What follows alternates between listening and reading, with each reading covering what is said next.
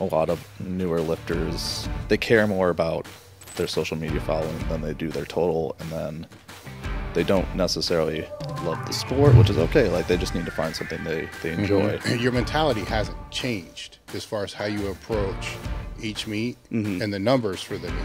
Yeah. You know, the only thing that's changed is you had to come up with this different. Strength is never a weakness, so Yeah. it's very much like you're never going to get like worse at powerlifting by becoming stronger raw. Moving up a weight class really helped my total, so if I know something's there, I'll take it.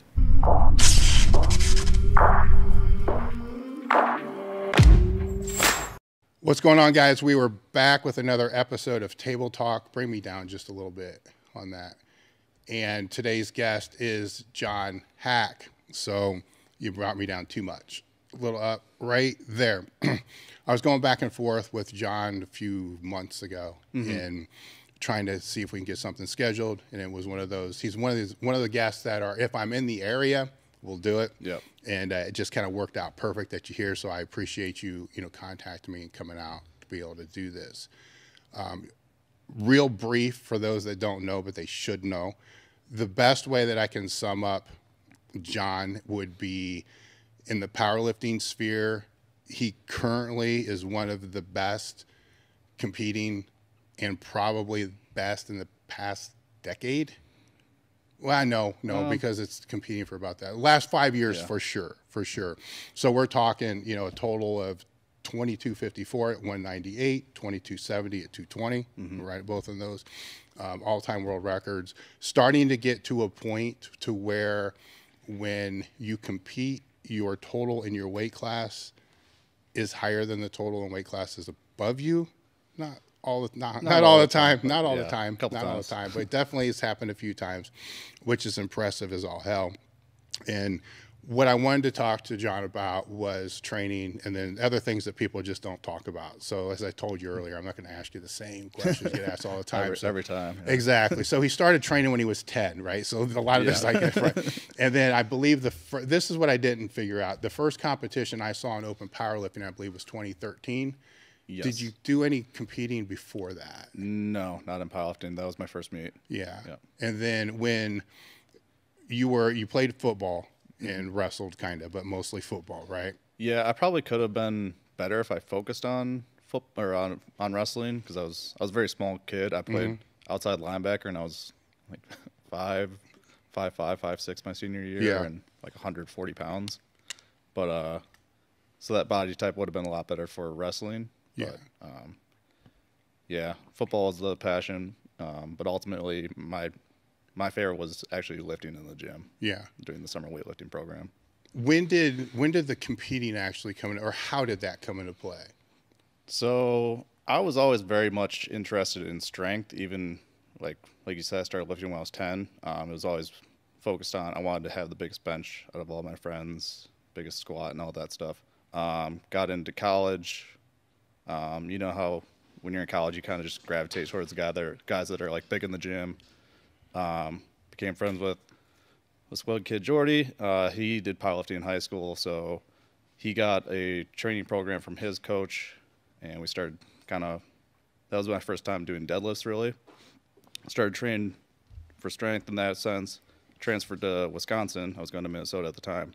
And then, again, met up with a kid who did. Isn't that like Isn't that like if somebody from Columbus went to to Michigan? Yeah.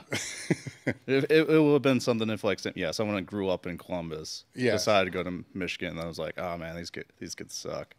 These kids are all too rich here in Michigan. Yeah. So I went back to Wisconsin, basically the same thing, met up with a kid in the gym. We just kind of clicked and started training together. He did powerlifting in high school, and he found a meet in the area, and he convinced me. He's like, hey, you'll do really well in this. Like, you should compete. And ended up, taking first at Badger Open, I think. When you say in the gym, are you talking the university gym? Yeah. Okay, so it's there wasn't not really, there wasn't. So I train at Madtown Fitness now. Yeah. It's all Elite FTS equipment now. Yeah. But it was not a thing when I first got there. There wasn't really any other hardcore gym in Madison area. Did you even know that something like that existed? I knew about it, I remember my senior year of high school, or maybe it was like junior year, one of my friend's older brothers came back and he knew a guy that powerlifted, and he was trying to convince me to do powerlifting. I was very much like, no, no, no, like those guys are way stronger than me. And looking back, I'm like, I kind of wish I had taken his advice and gotten in a little bit earlier. But ultimately, I'm happy with where my trajectory has taken me. So you're so that first meet, because you said your buddy had a coach, right? So this is intriguing to me, right? Because I come up through a time when nobody had coaches. You just went to the gym and you trained with other people that powerlifted. So you were introduced, to powerlifting through, was it like an online coach that he had? It was like his high school had a program, like a powerlifting team. So he literally just got the program that his coach gave like that team that year. All right, so just basic. It was just a template. Yeah. And then we filled in our numbers. And then going into the meet, I think I was doing 5-through-1 at the time. Yeah. Kind of like a variation of 5-through-1. Because like when I first started, it was a lot of like templates were the big thing. Or ebooks. Yeah. So it was like 5-through-1. I would run that for once, and then like I bumped it up to doing. It's actually kind of like a lot of the changes that I made to the program are what like Jim has done to it since then. I feel like going a little bit heavier with the like Joker sets, I think it was. Yeah. And then the BBB, a lot more volume with that, and like more frequency as well. How did you know at that time you needed to do that though? Because you're just new into it. You see what I'm saying? I don't know. Yeah, I don't know. It was just kind of experimenting with these things, and I would make little tweaks every time I'd run a new cycle, and just kind of figure out. I was really bad about like writing stuff down. I just kind of knew like what kind of things worked for me, and then I would build like a better program at the end of like a few cycles. That's rare though, right? Because usually when people are starting, there's like, I'm doing this program, I'm sticking to the program no matter what. Yeah. I'm not going to make a change one way or another. And I've always kind of hated that because you don't learn how to auto-regulate. Everything. I think that's something where like I've been pretty good at is like auto-regulating and knowing when to push and when to pull back. Yeah. Well, obviously, I mean, you started at your second meet. Yeah. So you going back to that, so you do that first meet and you win, right? Yep. So at that point, are you thinking I might be really good at this? Yeah. So that was a USAPL meet, and I think it was either it was like the same weekend or a week before, a week after, something like that, of USAPL nationals, and that was one of the first raw nationals. So the talent pool wasn't like huge, but I checked what my competition or my total at that meet would have done at nationals. I would have been like top 3 and like 5 pounds under like second place, and that was kind of when I was like, okay, maybe I can like do well at this. Okay, I probably need to step back for a minute because I didn't go into the intro too much. Yep. You had a base to begin with, like, so the people that are listening, like, holy shit, he only did one meet and he's like basically placing in the nationals. Yeah, he's been training since he was 10. With fairly decent programming. Yeah, so safe to say. I mean, you're not in there. Yeah, our football summer weightlifting program was very, very good. Actually, we got a new coach going into my sophomore year, and he basically like revamped our whole school's weightlifting program. He did a very good job, like Travis Rohr. He did an amazing job of like basically bringing in. He was like, I don't want this program to be just the football team. I want like all the sports athletes. He brought in like the girls. He started like a middle school program on like Tuesdays and Thursdays, and kind of like building the base so that once they got to high school, they knew how to do like a power clean. Okay, so you're coming up through that. See, I didn't get the middle school programming, but my class had a very good like a couple of parents that volunteered that really pushed all of us in the weight room to kind of almost like the West Side method of like be competitive with each other, and we started pushing each other. Like, I want to have the biggest bench on the team. And then what was the focus like on technique?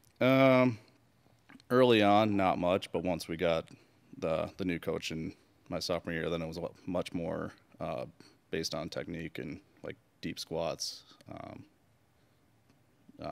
clean bench. It's not like powerlifting technique, Yeah, but yeah. like just getting stronger technique. Were you already trying to figure shit out before the powerlifting with your training? Yeah, not in terms too much of like technique, but Yeah. trying to get stronger. Yes. Like recovery, getting stronger, that kind of crap. Yeah. Like this is working, this isn't working. Yes. Yes. Okay. Yeah. I've always been like an analytical person, so like tinkering with programs has always been something I very much enjoy. All right. See, now that makes more sense, Mm-hmm. you know, with you going into the first program and then starting to auto-regulate and change things after that, because you were kind of doing it Yep. beforehand. So it was a natural thing for that. So then what was the second meet after that? Did you go, was there another one, or did you just start to focus on the nationals? After that, I think I did like a local meet, because that was when Madtown opened right after that. And they did like a mock meet or backyard meet. So did decent at that. I wouldn't really consider that my Yeah. second meet. My real second meet was Raw Unity 7, and that was like the big year when like Animal was brought all their top athletes, and ended up taking second to Jamie Lewis, who was the world record holder for the 181 class. And that was another time when I was kind of like, okay, I'm like, because I was natural at the time, and obviously he's not, and I'm like, all right, if I'm competitive with a guy that's the world record holder, untested as a tested athlete, like maybe I can make it far in the sport. So then the third meet after that was a UPA meet, so I kind of went all around. Yeah. That was probably more local though, right? Yep. Basically all the guys in Madtown Yeah. did UPA. It's right there in Iowa, so it's pretty easy meet to go to. I think that was the first time I hit the drug. My first like world record was drug tested total at 181. Yeah. And then around that time was when Brett Gibbs was coming up, and he won worlds. So it was kind of the debate of like which one of us is better. And me having the competitive nature, I was like, okay, well, I want to prove that I am the better one. So that's when I switched back to USAPL and IPF. Okay. I heard you say in one of the podcasts that I was listening to that at one point you had a long-term plan that you mentally thought, I'm not going to say it's all written out of, or here's where this 4 years is going to look like. Yep. When did you start to put that plan together, and then what did it look like? Oh, I'm trying to think of even if it's broadly guessing, because I think it's hugely important for most people. I guess like going into Worlds was kind of a very broad plan of like, all right, I want to like, it was very much like I want to go like in each of the like corners of powerlifting, or like raw corners of powerlifting, like untested, tested, all that stuff, and prove that I'm the best in it. So that was when like the broad plan was kind of coming together. And then I guess once I started getting kind of closer to like a 2K total, that's kind of when I started thinking like, all right, this is going to be my 3-year plan to get to 2K. Like I want to total like 1900 this year, and then like 1950, then like 1975, then like 2000. And I was like, all right, I need to like progress my squat by like 10 kilos each meet, something like that, or my bench by like 2.5 each meet, and worked out pretty well. And then ever since I hit the 2K, then I moved on to going for 1,000 kilos. And I thought it was going to take me longer to get to there, but it was 2 years, 3 years, I think. So how long did you think this whole thing was going to take? 4, 5 years? Probably like 5 years. 5 years. Yeah. Where the reason I wanted to talk a little bit about this is when I'll have events with lifters in their intermediate. That's one of the biggest things, man, is like, where do you want to be 4 years from now? Yep. Right? Because you're talking about, what was that, 100 kilos on your total? Yeah. Right about that, over 3-4 years. Most people you talk to today want to put 100 pounds on their kilo in a year. Yeah. And it's unrealistic. Yeah. Where what you just said is very realistic over a period of time. I don't want to say how did you do that, because most lifters won't. Yeah. So how did you? There's a better question. How did you resist the urge to try to make it more than that? I think I just looked at it as like, all right, if I do like 3 meets a year, if I can hit like 2 to 5 kilo PRs on each lift, like I'll eventually get there. So, like if I was going into a meet and like my squat was feeling really good, and I'm like, all right, I could probably hit like a 10 kilo PR. Like maybe I'd only go like 7.5 and just be comfortable with it, versus like pushing that for that 10 and then miss it and I don't PR at all, and then I don't progress, and then I have to push my plan back. Like maybe I am strong enough to hit that like 7.5 kilo PR, but like mentally, I'm still, I didn't progress, I guess. Yeah. Well, I think the key point is you would have to push the whole plan back. Yes. Yeah, exactly. That hurts more than not getting that extra 2.5 kilos, Yep. right? Because that's like a whole other meet now. Yep. Which is, fuck, it could be 6 months. Yeah, exactly. You know, it could be a long time. Now, you're kind of in a fucked position now, though, right? Because you hit all those things. Yeah. So how do... I would say like actually last year after the showdown, I was very much like in a spot where I'm like, oh, fuck, like what now? Like I don't have a big goal. Like mentally, it was kind of hard for me to, like I was going through the motions at the gym. Like I would go to the gym because I still love lifting and everything, Yeah. but it was hard for me to like really push myself. Like I did hybrid earlier this year, so that was the first meet after 1K, and I was kind of just like, I don't know, I was just like, I'm just going there to collect a check, like win. I don't really care what I total as long as I win. And then started kind of, because I was kind of just like, I don't know what the next like big number I want to hit is. Like it took a while to get to like 2204, or like I thought getting to 2204 was going to be like pretty hard, and I was like, oh man, going to 2300, like that's a big jump. But I kind of thought about it. I was like, all right, I think if I could hit like that at 198, then I'll be very satisfied at 198. And then now my big goal is, so Ed Cohen's 220 record is I think 2405, if I'm not mistaken. So I want to hit that at 220 as a raw lifter. So I think between like 24-hour weigh-ins and a deadlift bar, it's pretty comparable. So.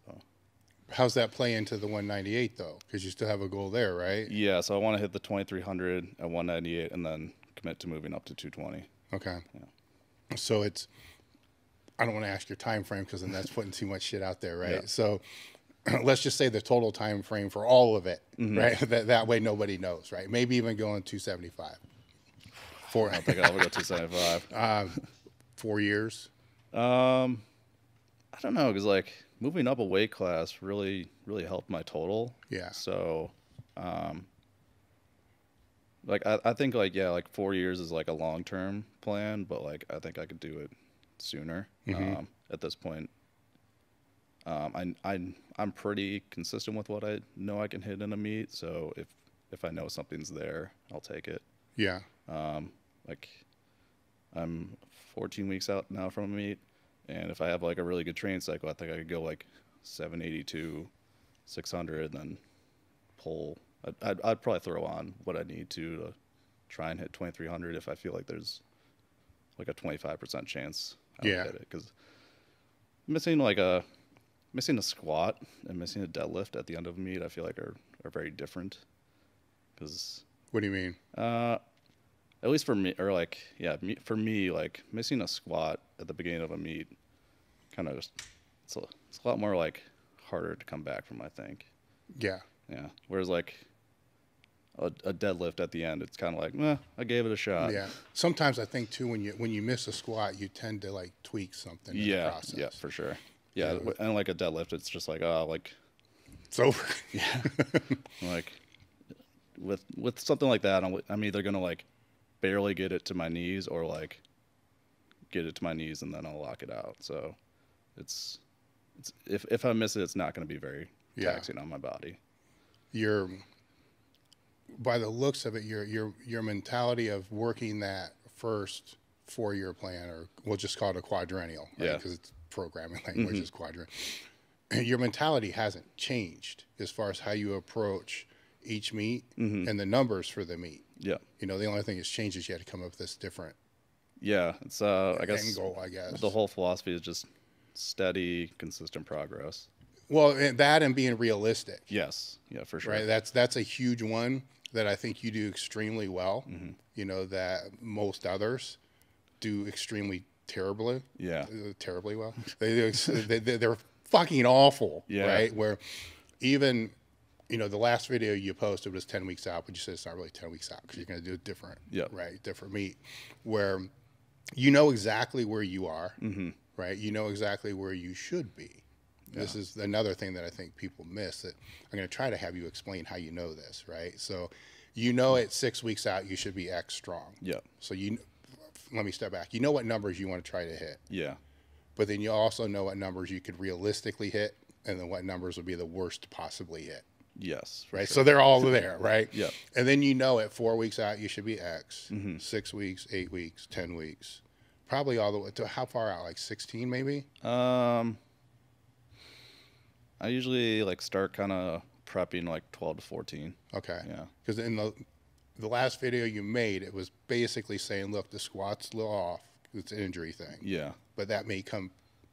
We'll see how things work. Yeah. The 660, like it moved a lot better than I thought it was. So that was kind of like mentally like, okay, like as long as there's no setbacks, I feel like I can get at least back up to, like maybe not like hitting that 782 that I think I need for 2300, but maybe a small PR. But you know what I'm saying? You know, and the bench, it's, you know, in a weird spot, but it's there. Yeah. Bench is always kind of one of those ones that like, when I add in like one last compound at the end, that kind of bumps up to where it needs to be. So it's kind of a little bit harder to judge. Especially this cycle, I'm using a little bit actually less than I normally do. So we'll see. Like we'll see if it comes on once I switch to like that compound. Oh, I got it. So then the deadlift is ahead. Yes. Okay. Yeah. So moving forward, does that kind of mean that you pull back on the deadlift training just a tad? Or does your mind go, well, hell, if I did that, I should probably be able to do 950? No, I'll probably just take what I need. Yeah. Yeah. I don't think I'll push it like too far. Like maybe like if let's say like I'm going into it and I'm like, okay, I want to hit like 903. If I'm like deadlifting, I'm like, okay, maybe like training's kind of like showing me that maybe like 920 or whatever the number is would be there. Maybe I'd go like 910, 915. Something where maybe it's a little bit above the plan, but something I'm very confident I'll hit still. So it's the question is, how do you know you're where you're supposed to be?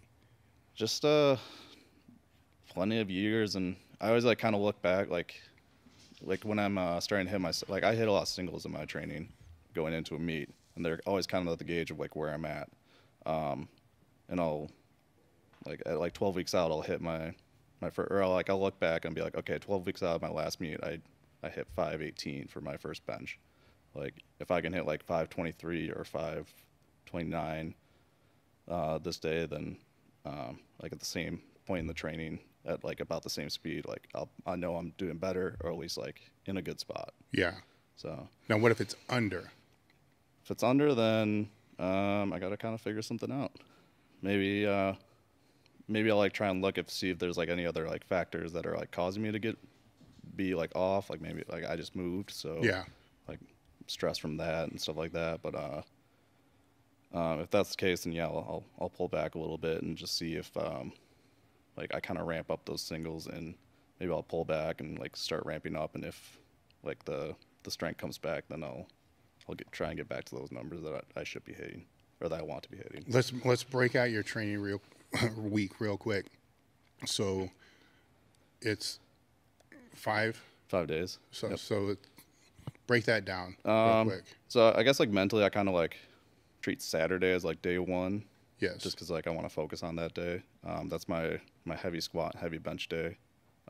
When I'm going into a meet, I'm usually hitting like a heavy single on those, and then drop downs, and then maybe like a bench variation of some kind.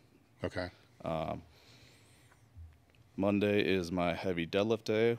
Again, work up to a single, do drop downs, and then a lot of like some leg and more back accessory. Then Tuesday is like a rep bench day, maybe a variation. So like today I'm supposed to do bench with chains, right up the conjugate alley. Then a bunch of like pushing accessories. Wednesday is squat rep day, and then Thursday and Friday, it kind of depends on how I set up the programming. Sometimes Thursday is another rep bench day, or sometimes Friday I'll do like a super light SPD day just to kind of I feel like if I do that before my heavy day on Saturday, I come in feeling a lot better. Like my joints just feel better. So on average, you got 2 squat days, potentially 3 bench days. Yep. And then one deadlift day. Yep. Right. Okay. And most of the work, this is what we were talking about earlier, right? Yeah. Most of the work evolves around the main lifts. Yep. And even within the main lifts, most of my focus is on how those singles are moving. And then I'll get like hyped up for those singles, but then like everything else, I'll kind of like try and keep my like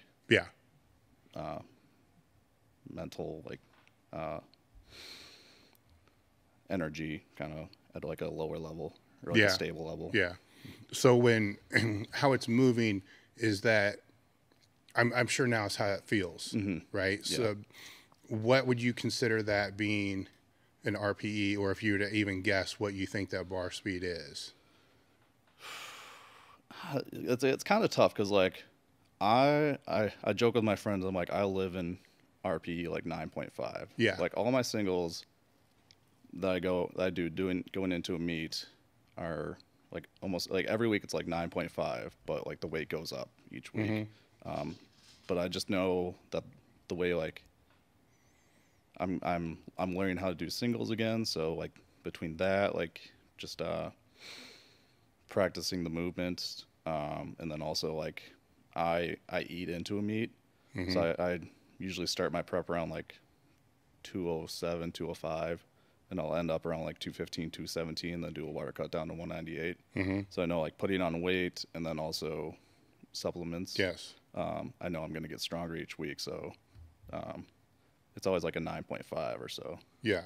As long as it's like not a full out max effort and I'm like, okay, I can put another like 10 pounds on next week. And if I'm the same strength, it'll be like an RP 10. But as long as I get stronger, it'll be a 9.5 again. So that 9.5 that you're talking about, that's the weight that you're actually getting somewhat mentally fired up to do. Yeah. Not because the other ones it can still be 9.5, but you're not as fired up. Yeah. I'll maybe get like, if it's like a scale, maybe like if like a warm up, or if I'm just kind of going through the motions at like 30% like mental fatigue, and then like mental elevation, maybe I'll get to like 60% or something like that for like a top set. But like for that 9.5, I'll go to like 80, 90%. So let's say it's a squat, right? So that's obviously Saturday. It's going to be at that level. What's the other day? The other day is I'll usually pick like a rep range. I'll do like usually start the prep around like sets of 6. I like to do like pause squats on that day, or just straight bar squats. Kind of depends on how I feel going into the cycle, which one I pick. And I just try and do the same thing, like just start kind of at a weight I know that like 6 is going to be a little bit more comfortable. Maybe not like a 9.5, but like an 8, and then just try and like keep going up until I hit a point where it is like an RP 10. I'm like, I don't think I can go up next week. Then I'll drop the. Where is the mental energy the same on that day as the Saturday? No. Okay. Yeah, most of the energy's on that Saturday. Okay. Yeah. That's huge, right? Because that makes a huge difference on how much weight's going to be in there and how you're going to be able to recover. Which day then does the mental energy go up for the bench? The single day, after squats. After squats, so squatting, that's your day. Yeah, right? that's my day. That's the day. Like I'm like Friday night, I don't like going out. No, that's I like to stay in, like get a good night's sleep, eat good that night and Yeah. Come in feeling fresh. That's the day that never gets interrupted. Yeah. Like the other days you might, if you have to move to a certain time. Yes. Or not even do. Those are yeah, and that's kind of acceptable, right? That's kind of going back to like my auto regulation. It was like if like my hips are feeling sore, maybe I won't even go for that top step on the squat, or maybe I won't even go and do that workout. Yeah. Like I know like my body needs a break, but I'm still gonna come in on that Saturday. Yeah. Or like same thing with the upper body. Maybe I'll skip that Thursday bench day. Now, does the Monday deadlift day operate the same as the Saturday? Yeah, that's another one where I'm like, no matter what, I'm locked in. Like Mondays are deadlift day. That doesn't take a hit from Saturday? No, I recover pretty good for that. Like, I don't know, my recovery from singles is really good, but like mentally, like a set of 8, if I go like really hard on a set of 8, that kills me. Oh, just recovery. Yeah. That's where I was going to go with all this, is after laying this out, is say if you are that 10 or 12 weeks out, at this point, not what you were doing before, but at this point, what's the highest reps you'll start at? On like a rep day? No, on the heavy day. Oh, on the heavy day? I mean, like 12 weeks out, I'll just do singles. That's what I thought. Yeah. Like triples and doubles. Like, I like training them on like a rep day, but for like the heavy day, it's the like I might push those in the off season a little bit more, where like I guess in the off season is a little bit different, where like my mental energy is like spread out between like 3 bench days. So maybe I'll do like 8s one day, 6s and 4s, and like my mental energy is like kind of spread evenly between those. So like I'm coming in and I'm like putting like 50% of my like energy toward, or like getting to like a 50% level of like energy at like the 8s, the 4s, and or the 6s and the 4s, and then like so I'll maybe do that for like 4 or 5 weeks. So I'm working with Mike Deshire now, and his whole thing is like time to peak, and I found like my time to peak is like 5 weeks, where like I'll do a 5-week train block and I'll be able to get better at like 8s, 6s or 4s, whatever I'm doing over like 5 weeks, and then after that 5 weeks, it's a diminishing return. I will either like not get better at that point, or I'll hit that like RPE 10. How's that work with the singles then? Say on the Saturday, because if they're all singles, that's 10 weeks. Yeah. So with that, I'll actually kind of do like 2 waves. I'll kind of like go up, and it also times up well with my supplement cycle, like because actually like at that like 6-week out mark, I switch from, I don't know if I can like go. No, you can say whatever. Okay. I usually switch from like Anavar to Anadrol, and like Anadrol is usually what kind of like increases my strength quite a bit. Yeah. So how much does your weight go up when you switch? A little bit, like 3 or 4 pounds. Okay. Yeah. So it's the water that's helping a lot. Okay. Yeah. So that's actually something I'm trying different this prep. Instead of doing like starting with, so I would just do like a test base and then like Anavar for 6 weeks and then switch to Anadrol. This time I'm going to try like test with Masteron for 6 weeks and then switch to just Anavar leading into the meet and see if like a little bit drier makes the weight cut a little bit easier, and I can like have a little bit more muscle rather than. It might. Let's go into that last the last 5 weeks, right? So you do that instead of the Anadrol, and then after like a week, you're like, you think, this shit ain't feeling right. Yeah, maybe if like 2 weeks out, I'm like, you're gonna pivot back. Yeah, I might do. All right, okay. Yeah. Well, I think that's not just with the drugs. The same thing would happen with training, though. If you're trying to experiment with something that's far out, you're only going to give it so much time. Yeah, for sure. That's like, especially because this next meet is like a kind of a local one. Yeah.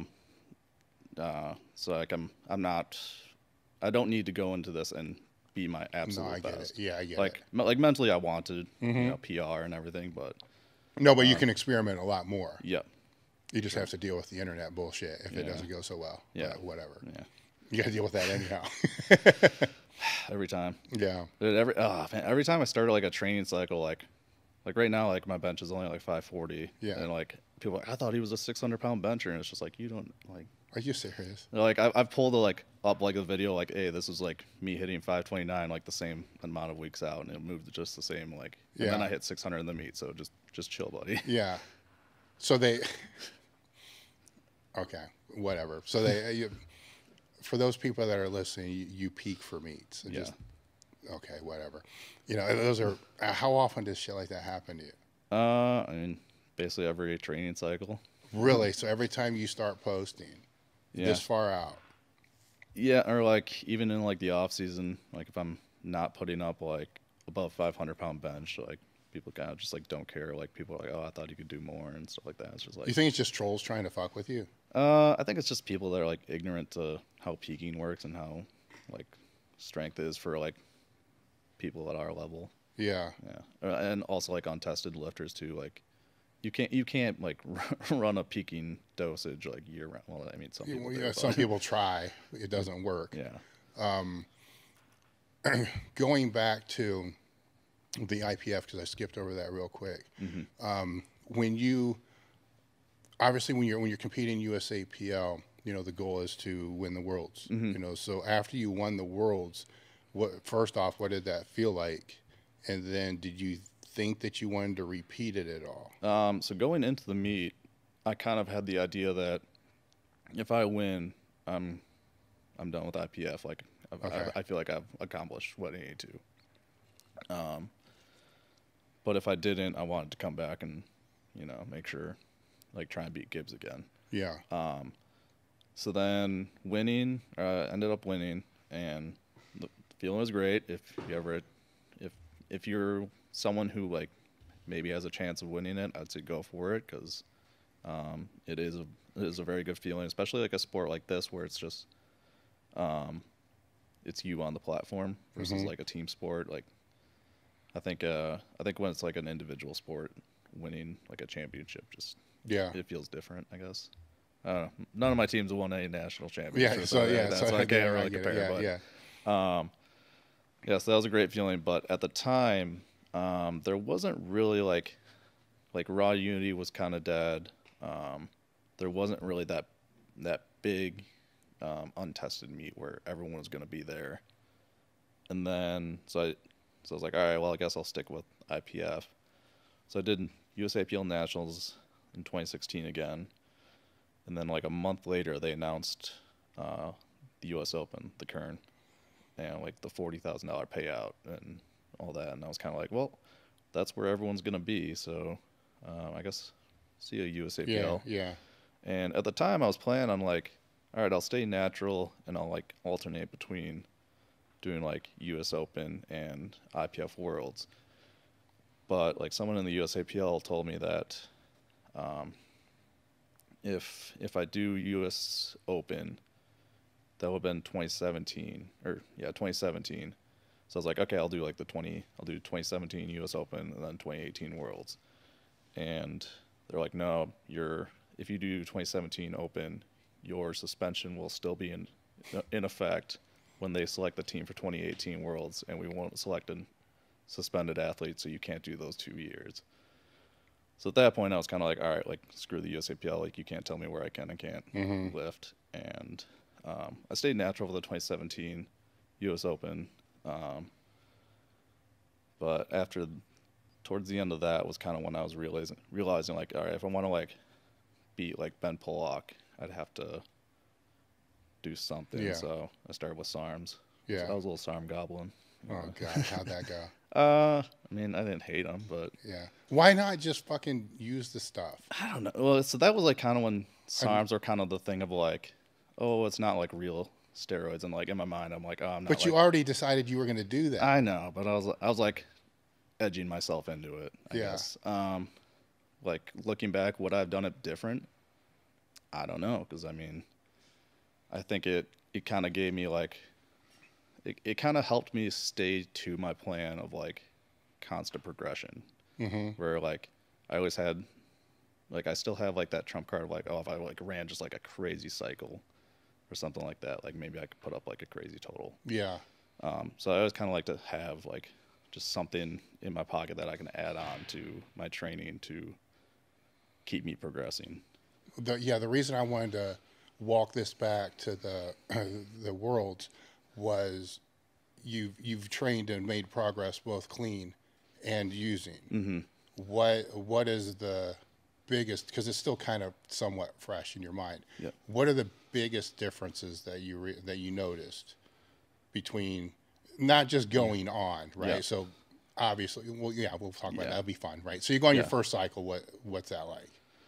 I mean, my first cycle was literally just I started 12 weeks out. Well, this is not SARMs. Like, Yeah. Okay. First real cycle was literally just 100 tests for 4 weeks, 150 tests, and then 200 milligrams of tests. That was my first cycle. That was when I hit 2K at 181.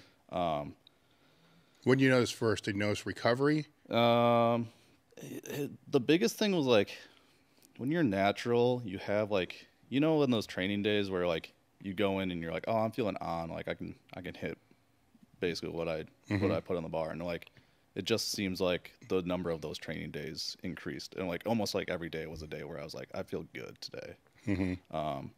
Like mentally, I was happy and like I was loving training. Whereas like sometimes when you're natural, you're run down, your body's feeling a little bit more beat up, and you're just like, I don't want to lift today. Well, it still happens to you now, though, right? Yeah, So sure. it's, But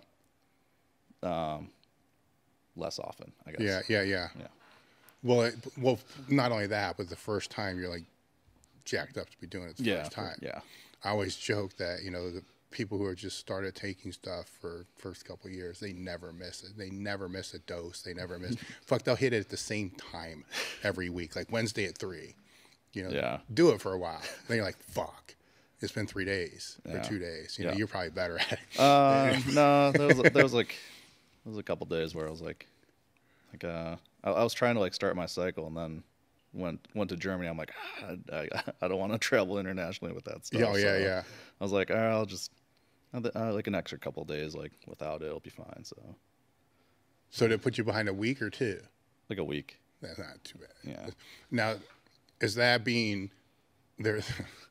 There's like off, then there's like off, right? So is that coming from like completely off or just like off?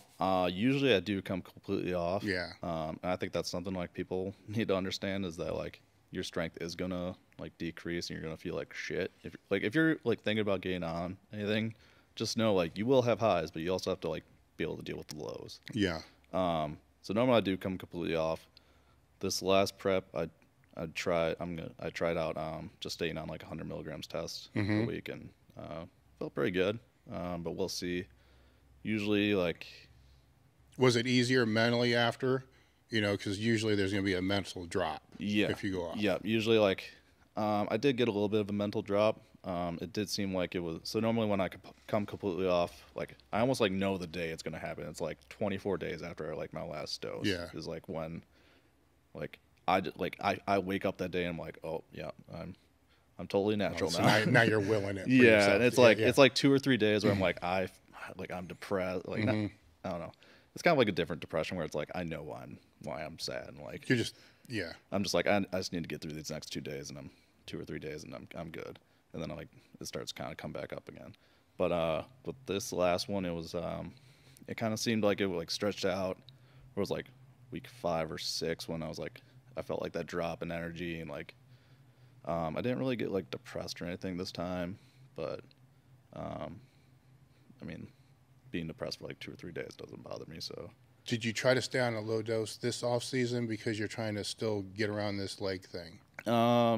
No, the biggest reason was I just talked to do you know Broderick Chavez at all? He does coaching for and I had a consultation with him, and he suggested it.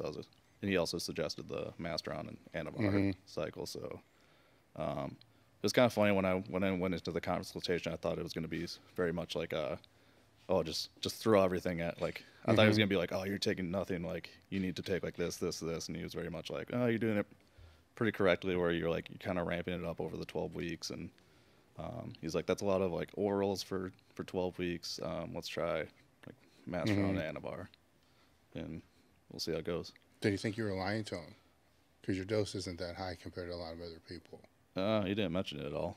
I mean, like, it's probably one of those things that's like, why would I lie to a guy that I'm like... Well, it's a fucked up thing, right? Yeah. Because it's, you know, it's like the whole Liver King thing cracks me up, right? Because it's, I think finally today was the first day I could open YouTube and not see a reaction to a reaction to a reaction to a reaction to a reaction. But it's everybody will admit to like the HRT dose. I just take 0.6. Yeah. I'm like, who fucking takes 0.6? Nobody does that. Yeah. You pull a CC. So everybody will admit, you know, to what's legally acceptable. But nobody will, everybody down, it's fucked up. Like if you're going to say you do it, then you may as well say what you actually do. I know. Because then if you come out and say what you do, like, well, I just take this, you know, 400 milligrams or 50 milligrams of antibiotic. Oh, he's fucking lying. He's taking 3 grams of Tren. I stumbled on a YouTube video of this guy, like, just, because I said it on like a Instagram story, like, oh, how much like test do you do? And I was like, oh, I'll start like my prep like 200 milligrams and I'll go like 250 and then 300 for the last 4 weeks. And he went on this big rant about it, like, there's no way he could be like this. First of all, he called me a bodybuilder, so I was just like, all right. Okay, that's good. You immediately like just discredited yourself there. He's done a lot of research. Yeah, like clearly you don't know like what you're talking about.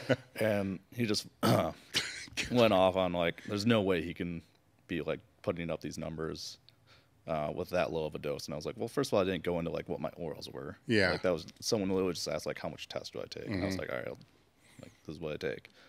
And then like, there's always like that part, like, well, you know, it was like when it's natural, when people were like, oh, he's definitely not natural. There was like that part of me like, well, I'll go in a cycle and like, I'll get better. Yeah. And like, I've been pretty upfront about like what I take and like when I started taking it, and I feel like my progress is like kind of mirrored. Oh yeah, it's been reflective of that. And it's just like at this point, like, I don't have a reason to lie. I know some people like to like downplay their doses, but I don't know. Going back to the training between, you know, clean and not. Okay. Did you find that, you know, like 5s and 8s became way more difficult to do when you were on compared to when you were not? No, not really. I feel like I could do heavier weight. Obviously, I was stronger. Well, yeah. But like cardiovascular wise, no. I don't know. It's what I see with a lot of people is they go on, I don't want to say they get more explosive. They feel more explosive. They feel more intent. Okay. You know, coming out of a squat or a bench. Yeah. Not saying it's faster. You know, it feels like it's faster. Yeah. Which seems to take off the back end. You know, so say if it's a heavy 5. Yeah. Like the first 3, they're pushing with more intent than the last 2. Yeah. Because they gassed out. Okay. If that makes sense. But it's a higher level. Yeah, I don't. Okay, so you haven't seen that? No. Okay. I wonder if that's because you don't do all the other accessory work, which we're going to talk about that here in a minute. So with getting back to the original training of how you were kind of peeking into all this is I think that people get in, maybe they're biased to their cliques or their groups. Like, here's the conjugate people, here's like the basic old linear people, here's whatever it is. Yep. And then they don't take the time to look, you know, at how other people train. Yeah. Right. So your higher frequency, it's not like a new thing. You know, I used to do this shit when I was in fucking high school before I came to Westside. Yeah. So it's kind of the heavy, light, medium. It just, you evolve with it. Yeah. Like I've definitely like, I get, whenever I do like the Q&As on Instagram or stuff like that, I get like, every single time someone's like, what's your thoughts on like West Side? Yeah. Or conjugate method. And it's like, well, like my training isn't strictly conjugate, but I do take elements of it. Like, yeah, like I do chains and bands on bench. Like I like them. And like, I'll do like max effort day basically, which is the 9.5, like a rep day. And that SBD day where it's like 50% is basically a speed day. But I think of it different as like speed. I think of it more as like technique and just like a recovery. You see what's happening though, that like the conjugate people be like, see, John does conjugate every single time. No, he doesn't. Yeah. You know, and at the same time, the higher frequency like Chico, like, see, he does that. It's like, he doesn't do that. He does him. You know, it's like your own version of all that stuff. So like I've tried Chico. I've tried Key Method, all those. I even gave conjugate a good try, and like conjugate itself did not that was like one of the few things that like I don't want to say like it didn't work for me, but I didn't enjoy not doing like squat, bench, deadlift. I really like, it's hard for me to get excited for going heavy on a good morning. Yeah.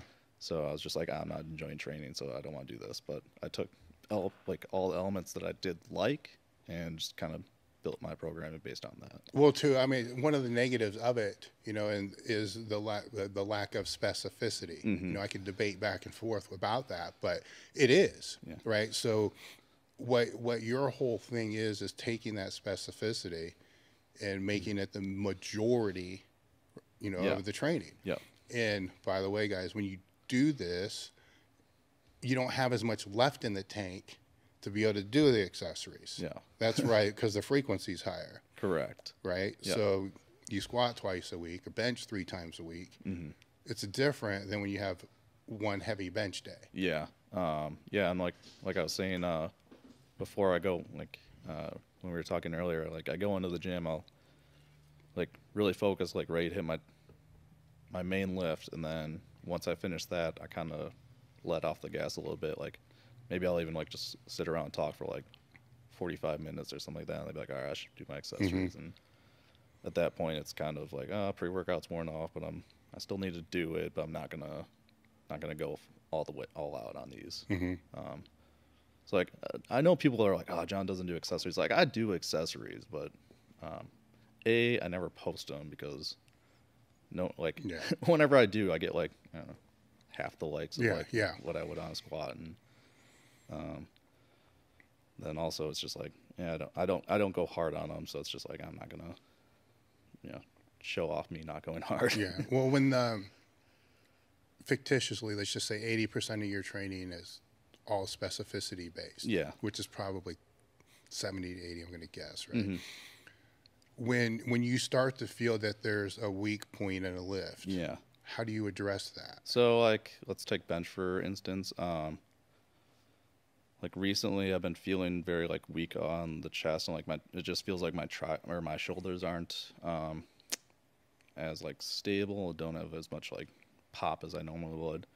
So we just finished up a training block, and I was doing like my consultation with Mike, and I was like, hey, like we really hammered triceps, but my bench does not feel great. So like I need to switch some of these tricep movements to like a shoulder movement. So we did like switched added in like dumbbell shoulder or like lateral raises, and switched one of our barbell movements to overhead press.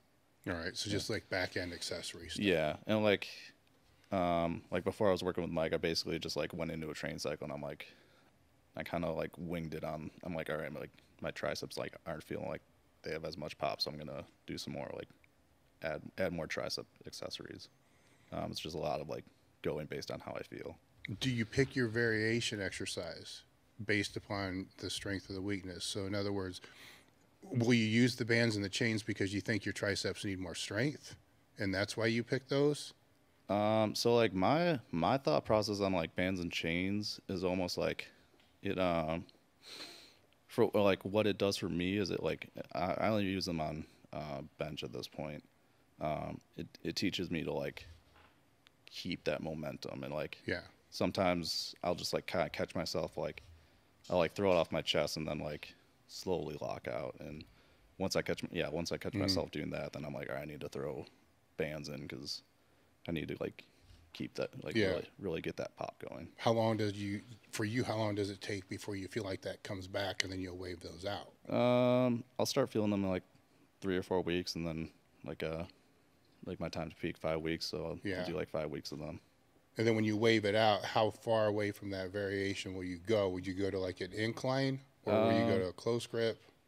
Yeah, like a close grip, or just like so. Like right now, my Tuesday bench day is like a chain bench day, so maybe I'll just go back to regular bench and do another.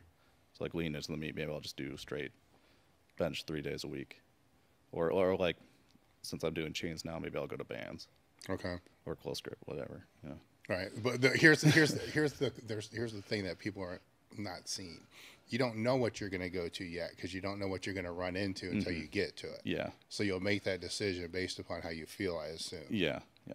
right? And even like sometimes it's literally like maybe I need tricep work, but I just want to do overhead press.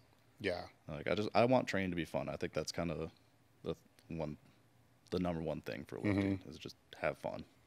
Well, the question back is going to be the question you're not going to like, right? Which is, how do you know what you need to do outside of the fun? Like, how do you know your shoulders are what's the problem? It's just a feeling. Yeah, I know. I know, man. I know. I know. Let's dive into it. So if it's the bench, is the feeling because it feels a little weaker off your chest, or because it actually does feel like it's coming back towards your face more than what it should? I guess just like for shoulders, it's definitely like the way down, it just doesn't feel as stable. It feels like very heavy in my hands. Okay. Like if it's triceps, then like lockout's hard. Yeah. Chest is usually, I just can't feel my like chest firing as much. So then I'll like. What do you mean by that? When do you mean you don't feel it firing? Coming off the chest. Like if I don't have as much like pop coming off. I'm trying to think of like deadlift. Well, that's like floor and lockout though. Yeah. Honestly, I don't do too much variations on deadlift. I basically just deadlift, and I'm always going to have like my weak point's usually like right around my knees. Yeah. I'm trying to think of the last time I failed the deadlift. I don't know, probably in a meet. I guess I failed like 900, but yeah, it's always at like a point where it's just like, I just need to get stronger overall. Well, unlike others too, you're not afraid to fail, which I think has some positives because it lets you know, did you fall? You can see it. Yeah. Like, did you fall out of the groove, or were you actually just fucking weak? Yeah. Usually like when I'm failed deadlift, it's more so like mental. Like I just came in the gym and I felt flat. Yeah.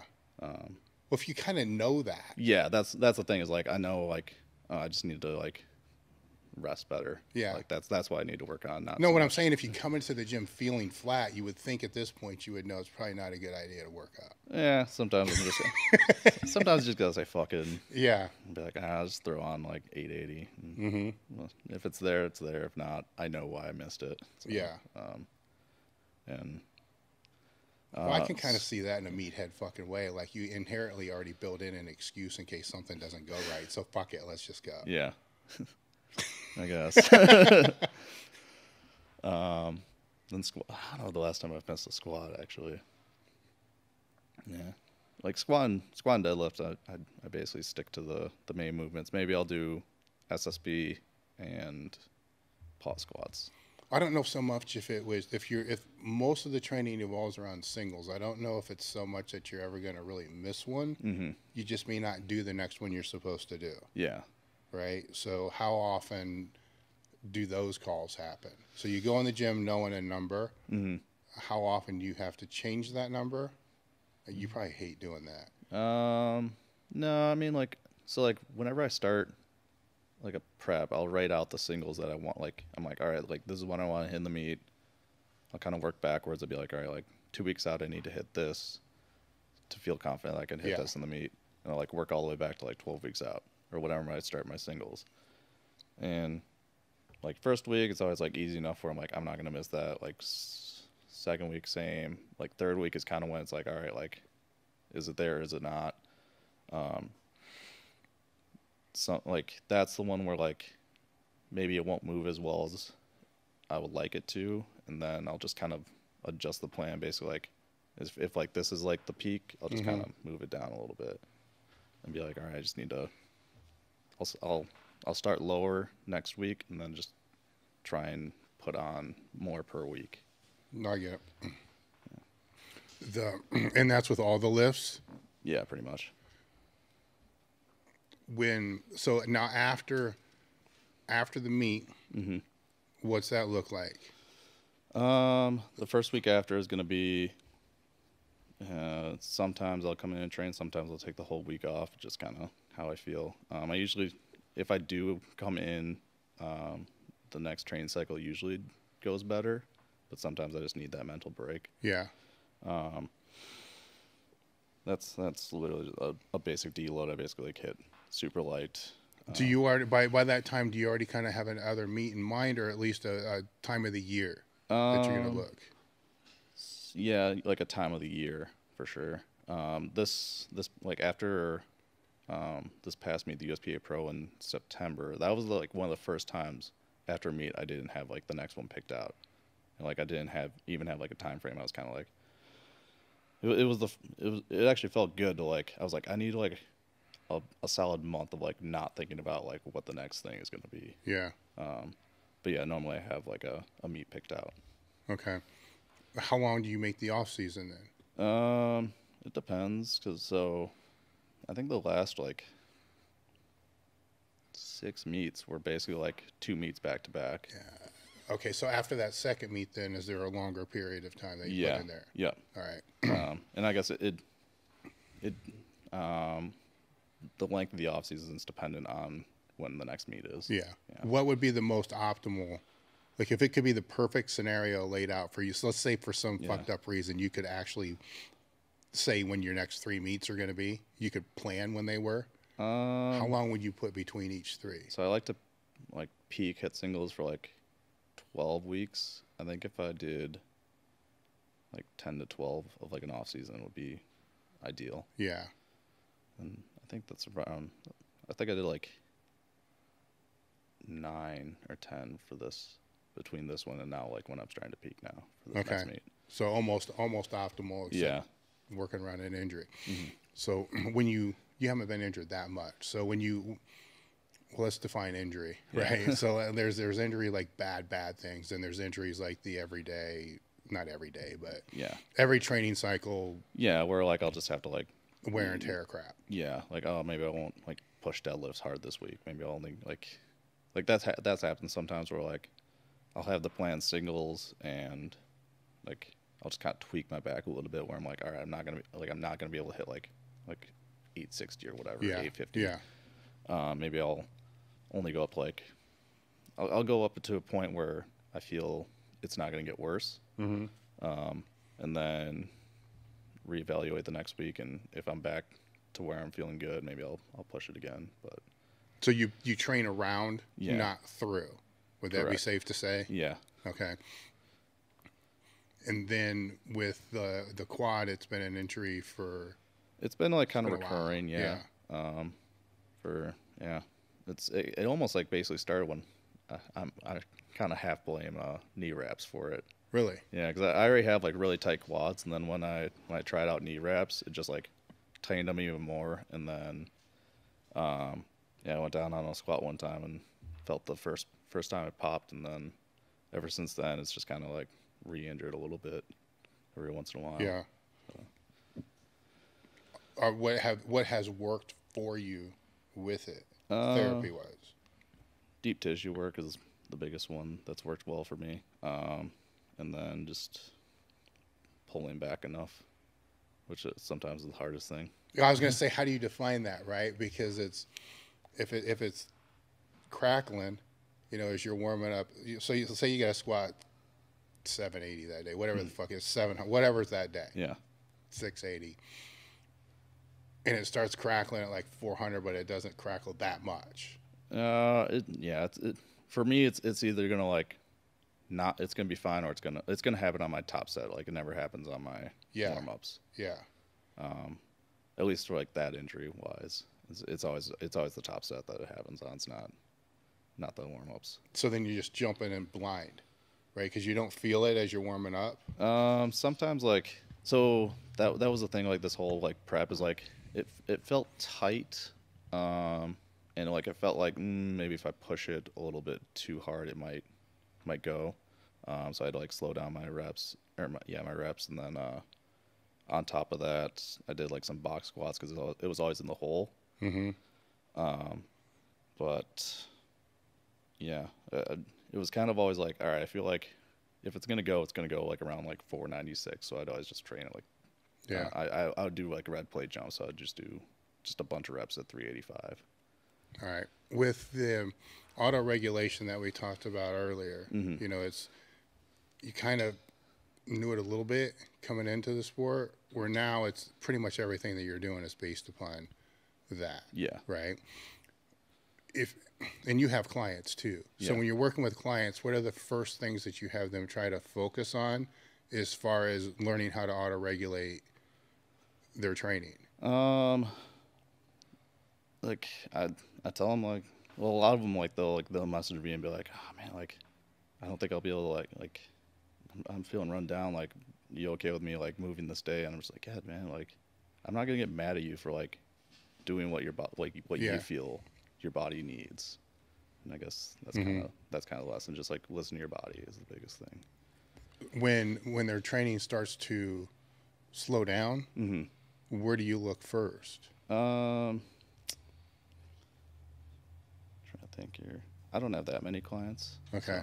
So, Well, with yourself, okay, let's back it to yourself. So Yeah. when you're training, it's one. There's bad workouts, right? Yeah. So more than one. Yeah. Like two of them stretched together, you're like, fuck, something's not right. yeah, I guess factors outside of the gym is usually the first thing to look at, like Right. like sleep and nutrition. Those are like the first two things. Or stress. I'm like, how's your life outside of the gym? Yeah. If like nothing's changed that way, then it's like, okay, like now we can like take a deep dive and like maybe talk a little bit more about like. So that's where you look first is what stress is going on outside. Yeah. Okay. And then sleep. Yeah. And then nutrition. Nutrition. Right? Yeah.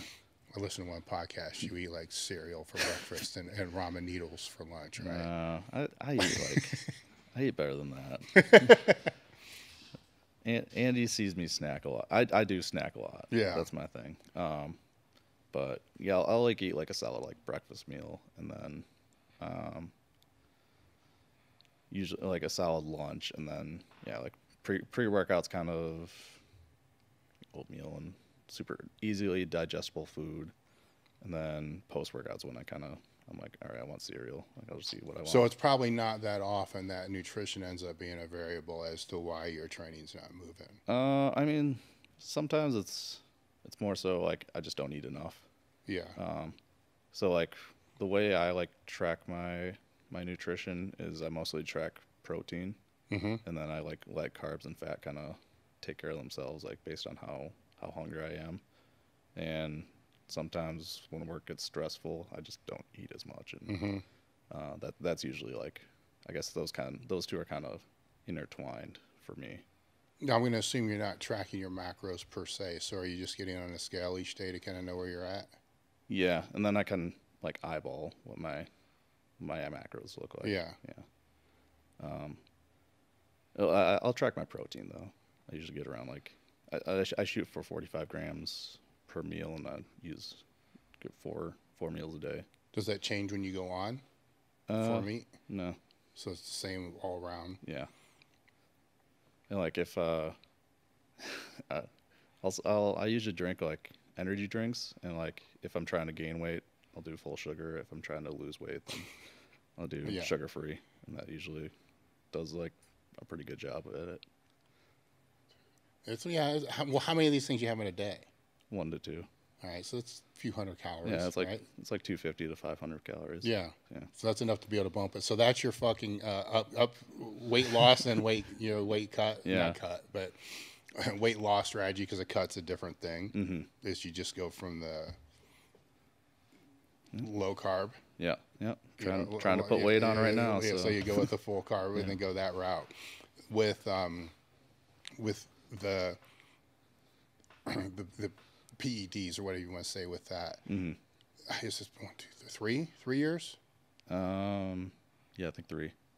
Has it had to go up? How much I take? Yeah. So not in the past like year or so. If anything, it's gone down really. Like I guess this cycle, like my total number of like milligrams of anabolics I'm taking is going to be less than what I did going into USPA Pro. Is that just because of the compound change? Yeah, compound change, and I don't know.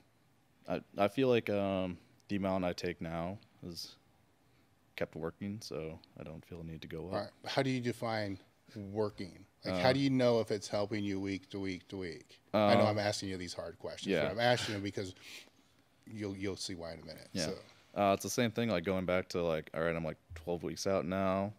What are my numbers looking like 12 weeks out? This past train cycle or the train cycle before, like, am I progressing in that sense? Is my week 12 better this time than it was last time. If that's the case, then I'm getting stronger, I guess. So you're recovering. Yeah. So as long as you're recovering and making progress, there's no need to really ramp the shit up or change compound. And I mean, the last few meets I've done, I've felt stronger than I was the previous meet. So it's been working. So no need to add more add more to the mix. Yeah. I'm sure at a point it'll come where I will need to add more, and I still have that card to play. But that will be, that's what I'm saying, is how will you know when that time it happens? Is it, you know, each week doesn't increase, or you just feel beat the fuck up? Yeah, I probably beat the fuck up and just run down all the time, I would imagine. Okay. But yeah. Well, it's the same. It's the same with the training, right? Like if you start to feel beat down and run down, you're going to look and say, okay, what are the outside stresses? Yep. Then the nutrition and the other variables. But at the same time, you're going to be looking at what the fuck have I been doing in the gym? Yeah. Did I throw extra stuff in? I shouldn't throw in. All those. So it's another variable. Yeah. You know, to be able to look at. So like actually like going back like two or three meets ago, I was taking like test suspension on meet. I tried out like test suspension on meet day, my showdown and hybrid, and both times I was just like after that I was like I didn't really like, mentally I was like I'm amped up, but like I didn't like that feeling. I like to be like more like focused. So But the meets went well. they went okay. Yeah. But I feel like I could have been like more focused and done better. So this past like American Pro and USPA Pro, I didn't use them and they went better. So Yeah. So the meets keep getting, like I keep getting better in meets. So at this point, why? Well, no, I mean that's I'm trying to get you to say these things that I want everybody to fucking hear, right? But I know that when they hear it, they're gonna be like, he's fucking lying. He ain't, telling anything. Where it's so simple. You know, that if it's working, you're recovering, you're making progress, keep moving. Yeah. You know, if it's not working, then do that. Where sometimes people get so run down because of life stress, all this other stuff. And their solution is, instead of like trying to figure that shit out back in the training down, just take more shit. Yeah.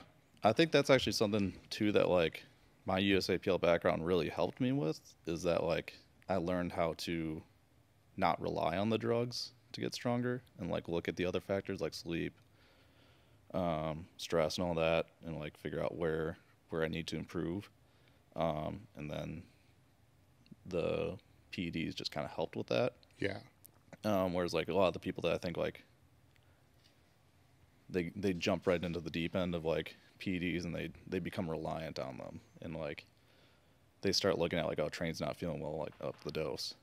No, I think you're right. I think it's a fucking great point. Yeah. I think it's stupid as fuck too. Yeah. And I also think a lot of these guys, I think like something I found learned very well in the USAPL is attempt selection too. Like I think my average attempts, like going like 7 for 9 or whatever, I think it's probably like, it's got to be something around like, I probably average like hitting like at least 7 attempts in a meet. Yeah, that was one of the things I had written down there. That remember earlier I said I'm not going to talk about that yet. It's one of the accolades. You've only DQ'd once. Yeah, that was 26 meets or something like that. That was an injury. That was actually that was actually the quad. Yeah, That was one where like I went into the meet and I'm like, all right, there's like a 50-50 chance I'll hit this or not. And ended up not, and I was just like, all right, well. So that really shouldn't even be on there, right? Because a lot of people would have just pulled out of the meet. Yeah. Right. So basically, you've never bombed out. Yeah.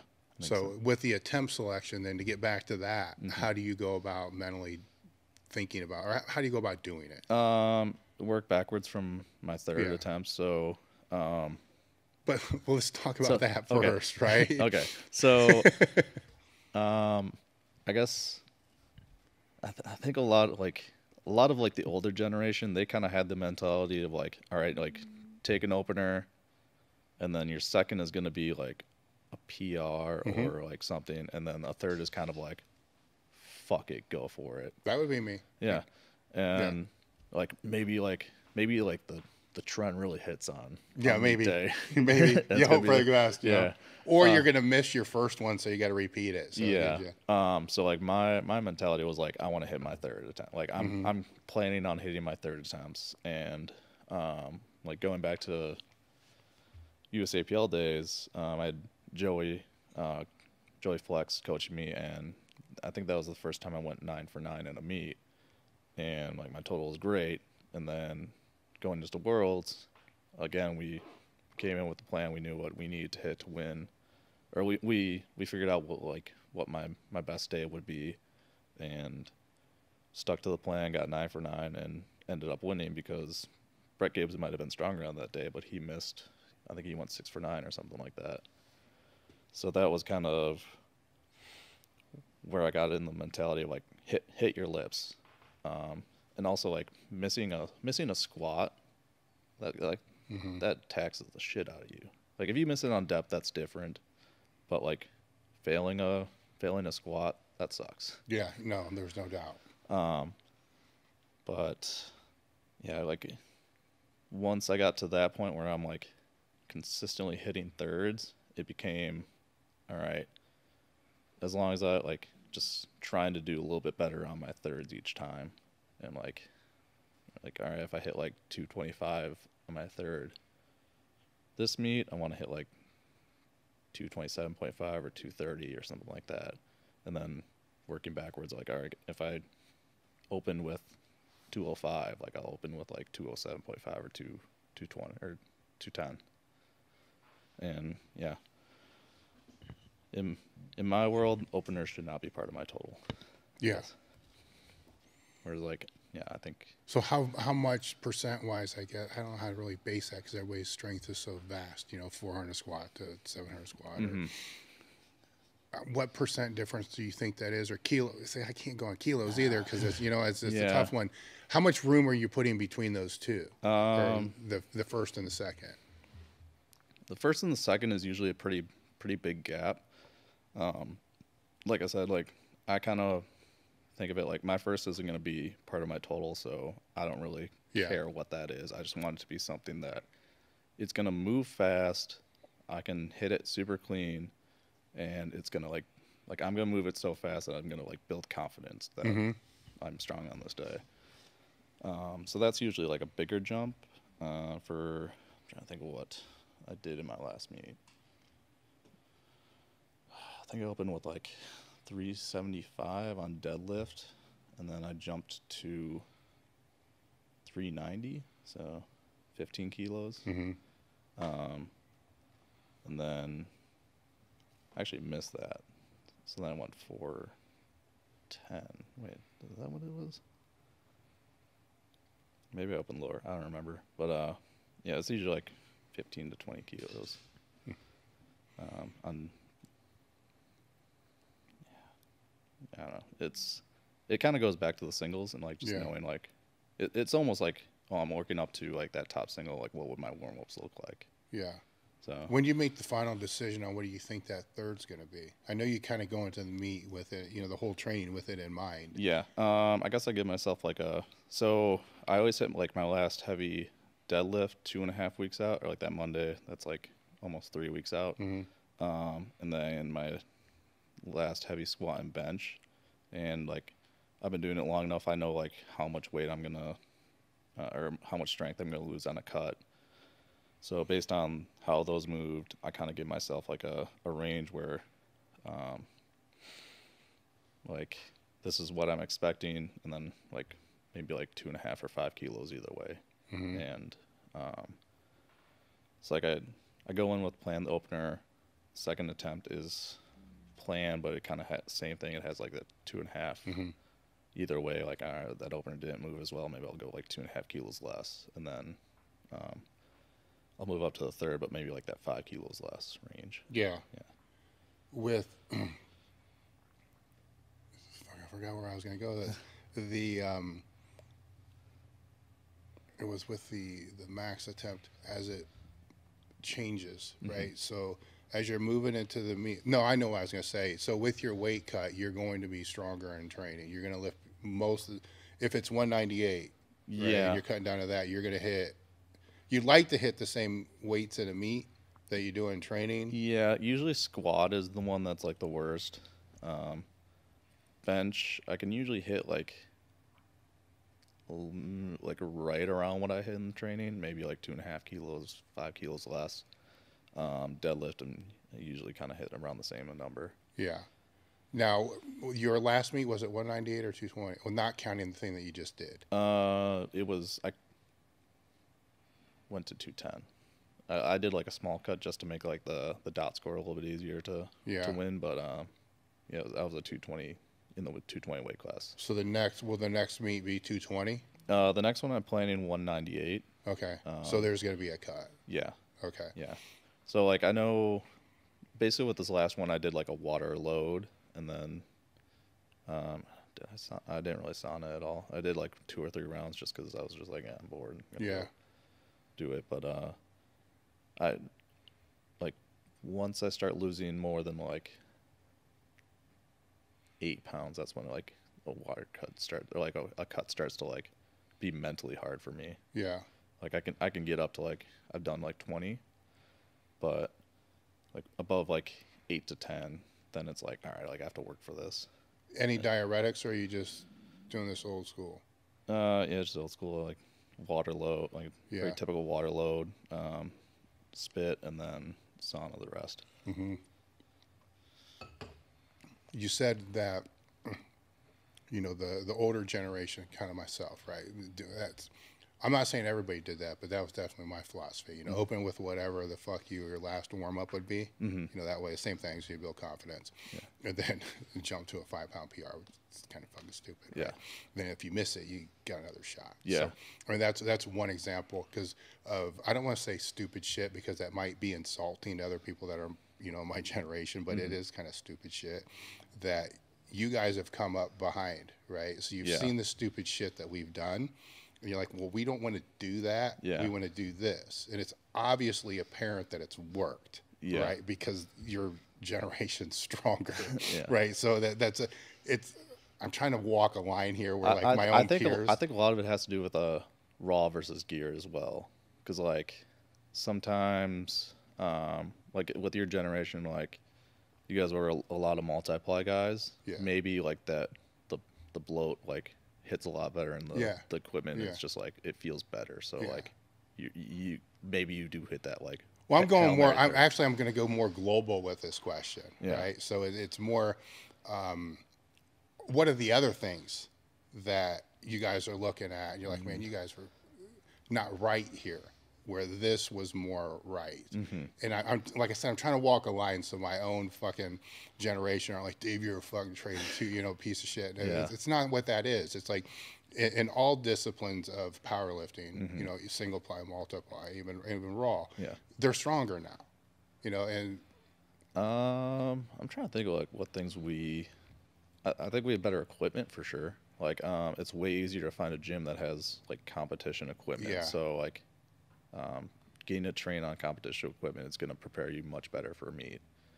I think we know a little bit better water cuts maybe. You know, like recomp science a little bit more.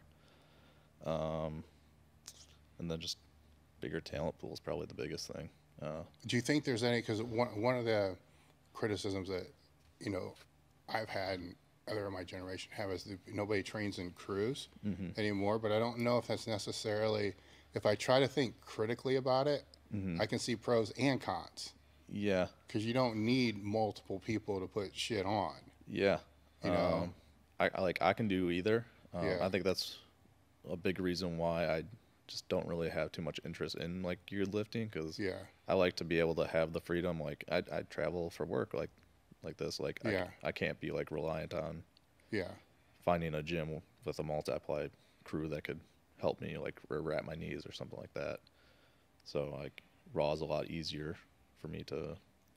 Well, I think another point is, if I'm to look critically at it, is if you're really, really serious about it, which you are, and there's few people that are going to be more serious about this shit than what you are, right? You're going to figure it out. Right? And then if you're just you and maybe one other training partner, you really need to figure it out. you need to look everywhere. Where if it's just a small group of 5, Yeah. sometimes that's where you're figuring out stops. True. Yeah. You know, so now you're dealing with a biased group, Yeah. you know, of all the same philosophy, which becomes very, very constrained. Mm-hmm. You get what I'm saying? To where, Yeah. Yeah. I think like watching like I watched West Side versus the World. It was very much like it's Louis' way or the highway. Yeah. Kind of thing. Whereas like maybe that method didn't. Maybe like some of the guys could have been better if they had done like a higher frequency style training or Yes. something like that. Like not saying they Yeah. would have been, but or integrated in, yeah. you know, where you're pulling pieces from, you know, kind of speed work, but I wouldn't really say it's speed work into your training. Yeah.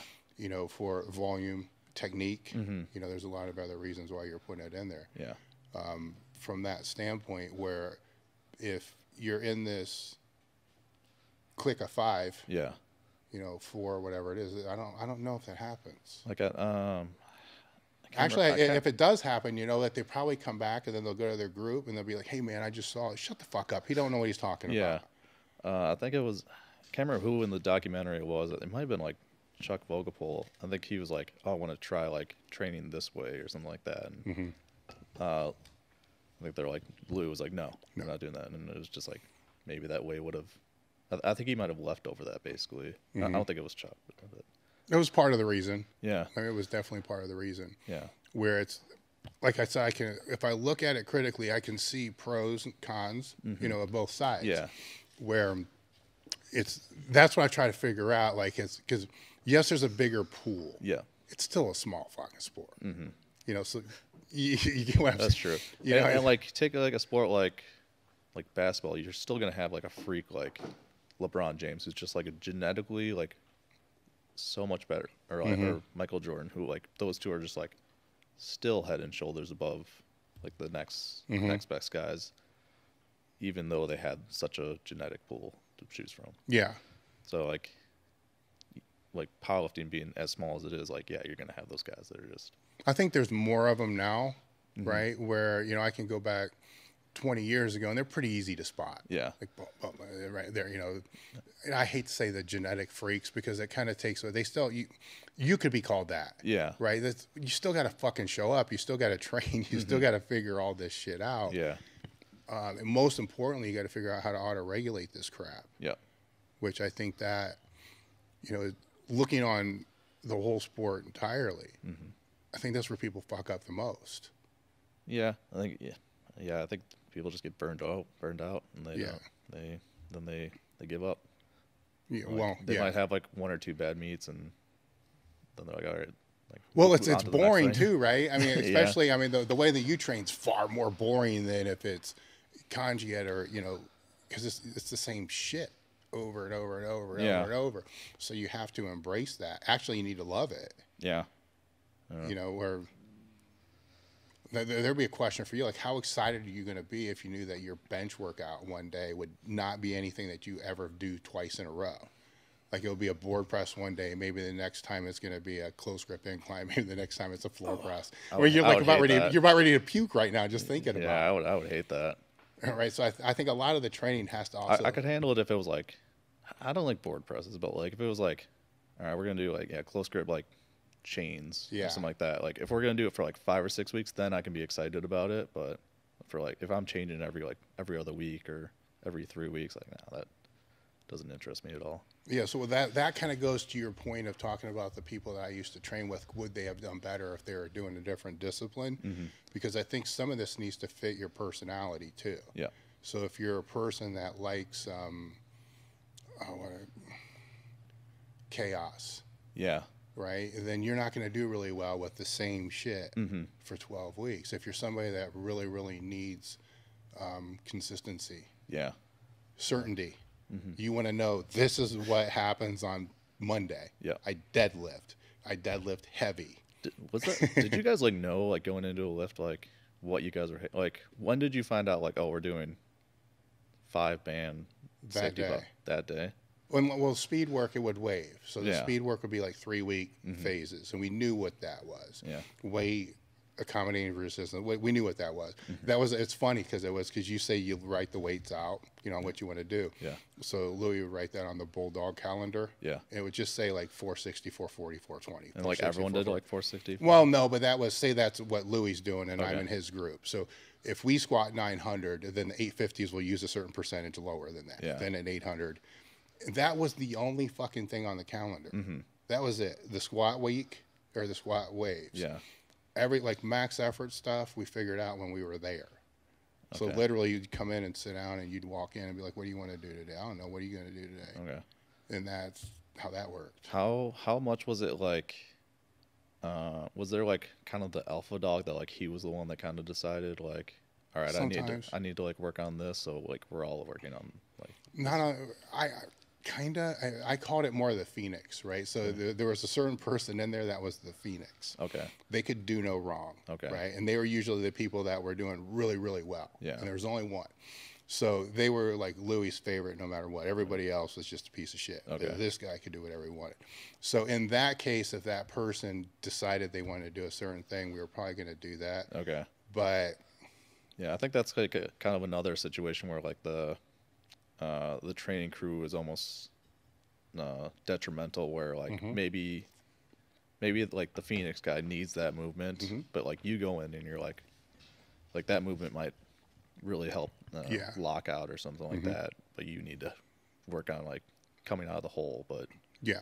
well, I guess the training crew is doing stuff that's going to work on my lockout. Yeah, that didn't so much happen with us because of the way we trained, Okay. right? Because the max effort was just to strain, and then after that, it was working your weak points, and everybody did different shit. Okay. But to your point, 100%. If you get into different crews, you have that main guy that runs the crew. Yeah. Everybody does what that fucking guy does. Yeah. And if you don't like it, go somewhere else. Gotcha. So yeah, that's definitely was a thing with pretty much everywhere I ever fucking trained before Westside even. Yeah. That's why I always tried to be the best guy, because then you can kind of dictate, what's going to happen with that.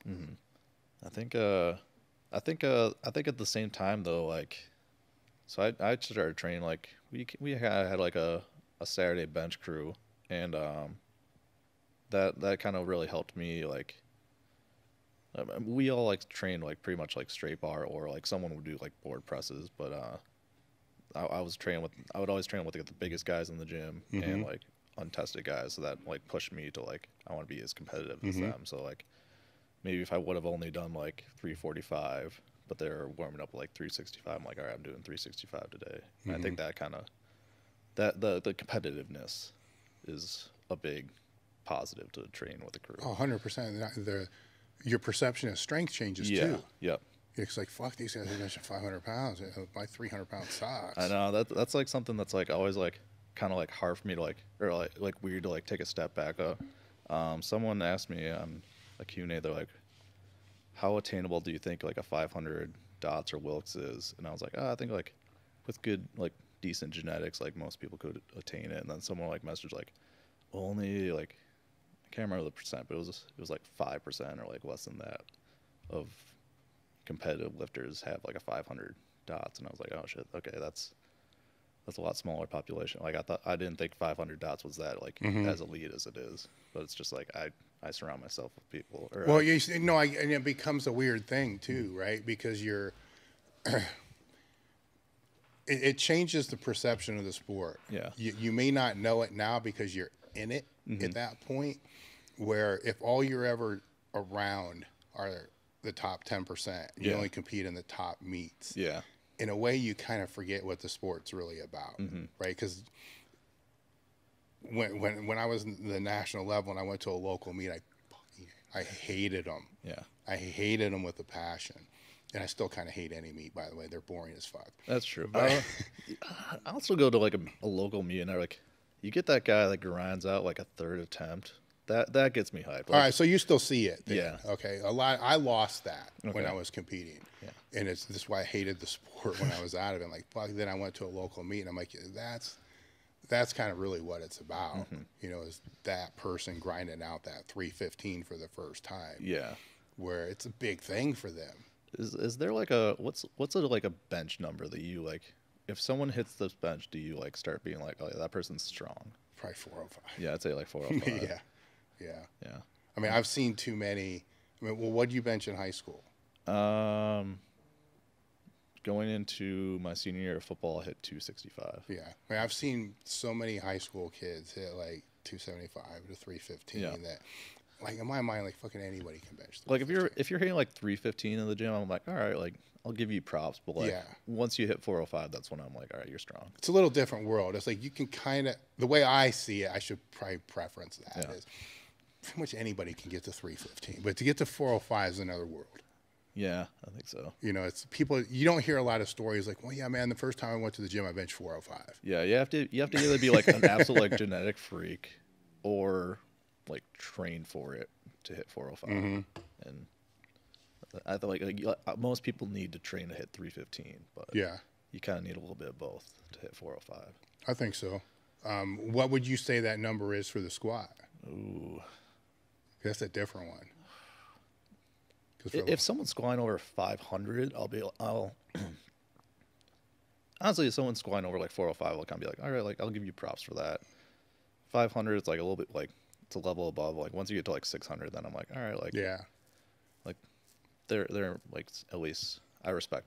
Squat's a little bit of a different one too because most people don't know how to do it for shit. Yeah, it depends on like how deep they're going to. Yeah, so like, they can be really, really strong, but look like horse shit. If they have a good looking like 405 squat, then I'm like, all right, like nice job, man. Like especially like a commercial gym. Yeah. If I'm in a commercial gym and I see like someone do like a clean 405, I'll be like, oh, all right. No, I would be the same. Actually, just anything clean. Yeah. You know, if it's 315 clean, you'd be like, this person's putting in some work. Yeah. You know, they're not just like, you know, looking like ass. Yeah. Deadlifts is weird because, like, I don't know, you got leverages to deal with and stuff like that. Like, some people are just absolutely built for deadlifts. Yeah. Did you pull sumo? I pulled both. Okay. I was when I competed, it was for total.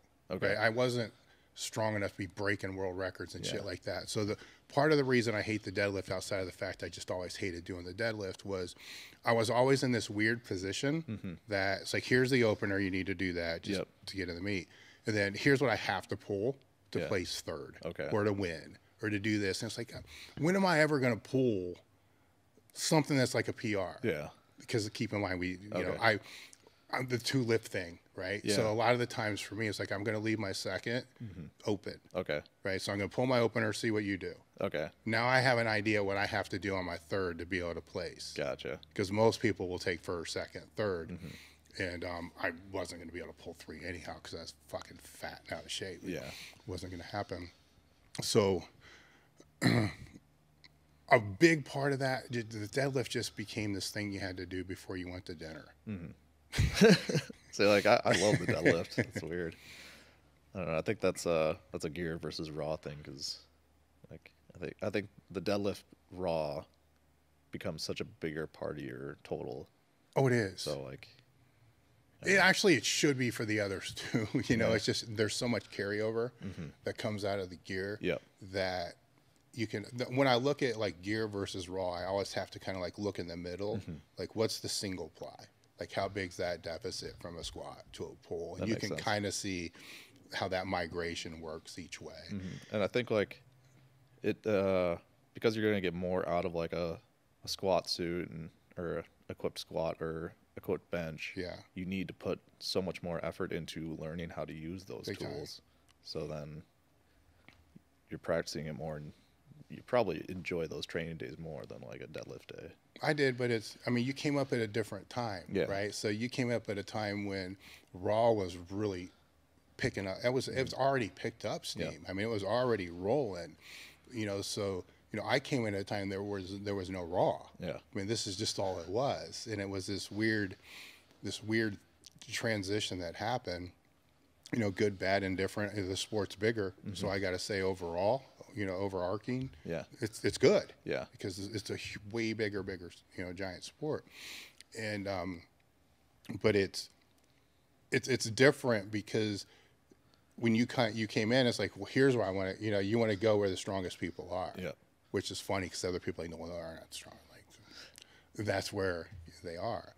And one thing that kind of stuck out when I was talking to Blaine Sumner is your lifters are going to migrate towards how they come in. Yeah. You know, so if you come in on the USAPL drug tested side, you're going to migrate towards nationals and maybe worlds, right? If you come in on the other side, most time, not always, there's no always, they're going to gravitate the other way. I think a lot of that too has to come down to what kind of like gyms are in the area, or like where you're, or who are you training with? Because like I was talking to Amber Hansen, I was training at Dirty Gym, down in Dayton, and they're the owner and one of the guys were telling me the demographic. They're like, oh, like it's me and like a few other people are like the USAPL guys. There's a couple of USPA guys, but then like most of the people are multiplying. I was joking, like, man, Ohio's that one state that's holding on to multiply. No, it is. As the funny shit happens out here, you know, as the people will come out, they'll be raw, then slowly it's like, what the hell, you know, here they go, you know, then they're into that.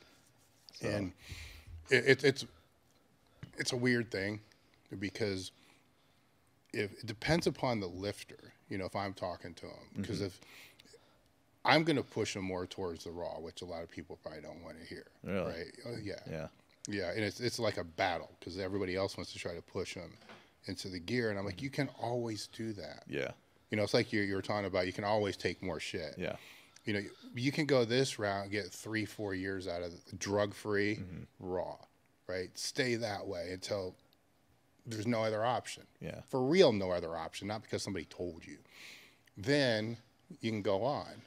Yeah, I mean, I think it is it Mark Bell saying that's like strength is never a weakness. So it's very much like you're never going to get like worse at powerlifting by becoming stronger raw. So like no, I mean it's a good place to start for anyone, really. Well, you know, the argument back to that will be, well, the longevity isn't going to be there for the raw people. Like, okay, that's yet to be seen. Yeah, I was going to say I don't know if that's necessarily the case. I don't think it is. Yeah. Because you got to look at the natural attrition. Anyhow. Yeah. Most people only stay in it for what? A year? Or majority probably one meet. Yeah. 3 years maybe? 5 years? Yeah, I'd say like 3 to 5 is probably pretty. Then it's out. I mean, you've been doing this shit for 10 years. And you got a little quad pain. Come on. Yeah. You know, it's, you know, there's that, and there's still that option. You know, to where if for some reason, you know, you accomplish all your goals, you're like, okay, now I want to fucking put gear on. Yeah. You can do that, right? Even if you're a little fucked up, you can do that because it supports you a little bit more.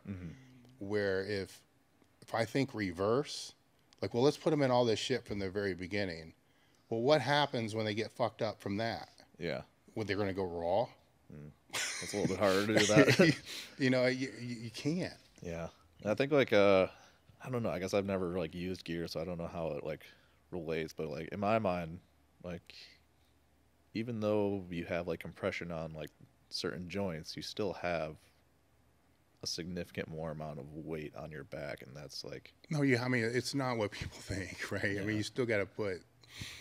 You know, if you get 400 pounds out of your gear, you still need to fucking stand up. Yeah, that's still an extra 400 pounds on your spine. Like, yeah, you got to stand up with a grain and sit down with it. You know, so like. You know, there's that, and 1 inch out, you're fucked. You know, so it's different. Yeah. You know, I think we're to a point now, hopefully. No, I would say we're pretty much to a point where people see they're completely different sports. Yeah, I agree. You know, it's no longer this comparison, this to this stupid shit. Like I'll sometimes like kind of poke the bear and like make a joke about like, oh, multiply, like. Yeah. I think I like posted a meme a couple of years ago that was like. Or like geared lifting is like sex with a condom. Like, yeah, you hit it, but raw is just like better. Yeah. And I had a few like equipped lifters that like got pretty pissed about that, but there was a few that like they kind of like they did like a funny clapback, and I talked to them later. And I'm like, oh man, that was a fun thread that we had. It should be the funny clapback, right? Where the people that get pissed and upset about that. This is funny to me, right? Because they're the same people that think they're so hardcore. Like, you're so hardcore, a meme? Yeah.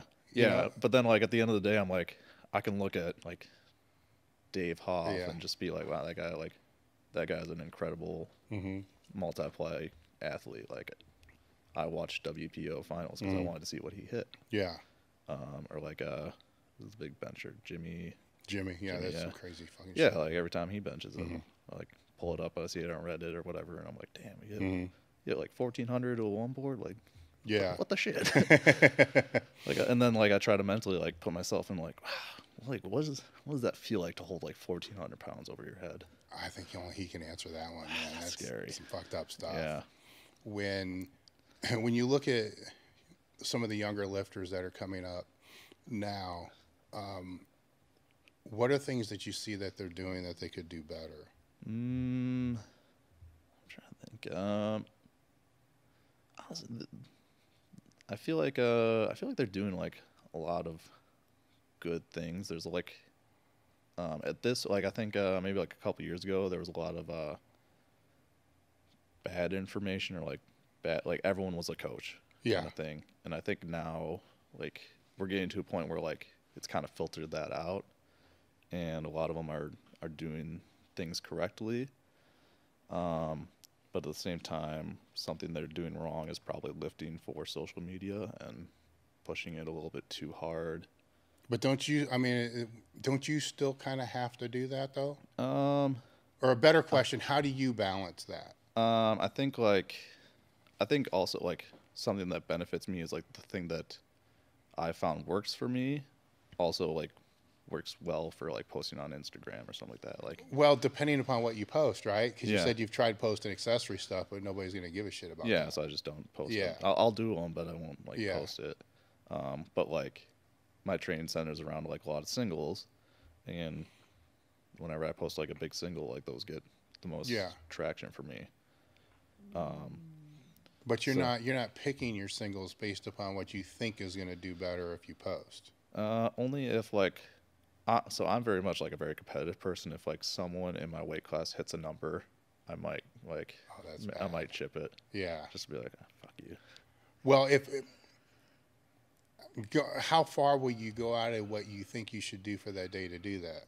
It depends on how far out of a meet I am. Yeah. And like if it's something where like I'm already doing something kind of close, maybe I'll do that. So it's not breaking plan. No. Okay. Not usually. I think that's where the lifters are making the mistake today.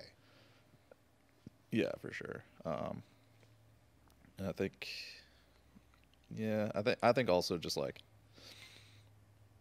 a lot of newer lifters, they care more about their social media following than they do their total, and then they don't necessarily love the sport, which is okay. Like they just need to find something they enjoy, and then they maybe do like a couple meets and realize like powerlifting is not for them, or like they're not going to be a number one guy, so then they move on to the next sport, which is fine. Like just find what you enjoy.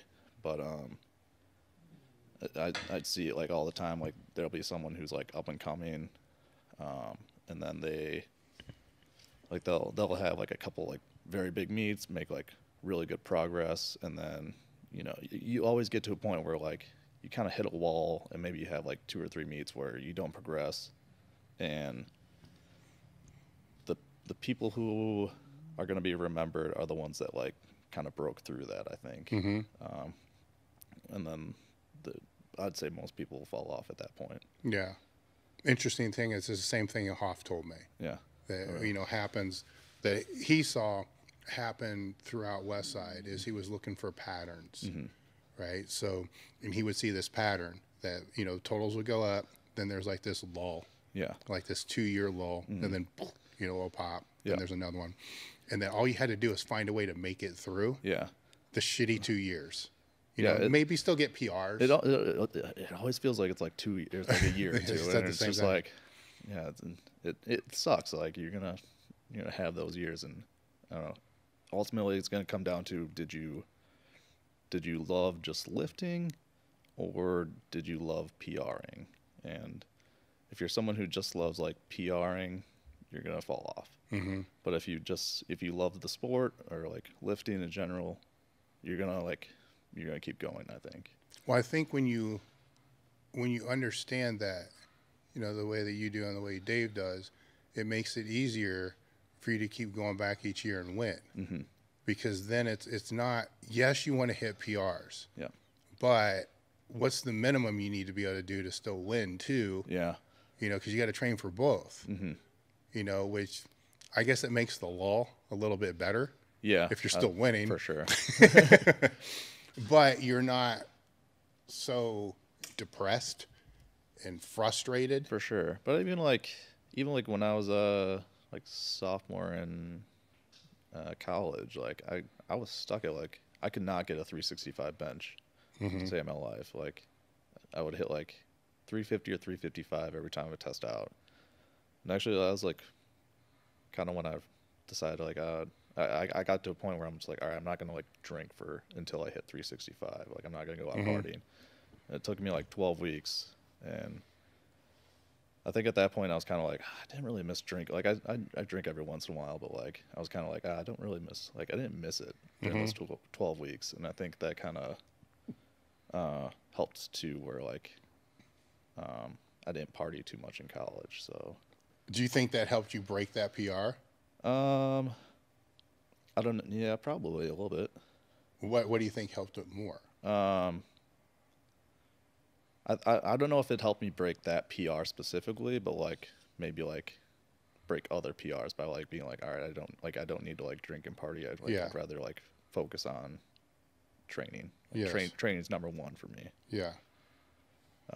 Whereas like other people, like they'd maybe like I can always like try it next cycle. Yeah. Like I'd rather go out for this party this week.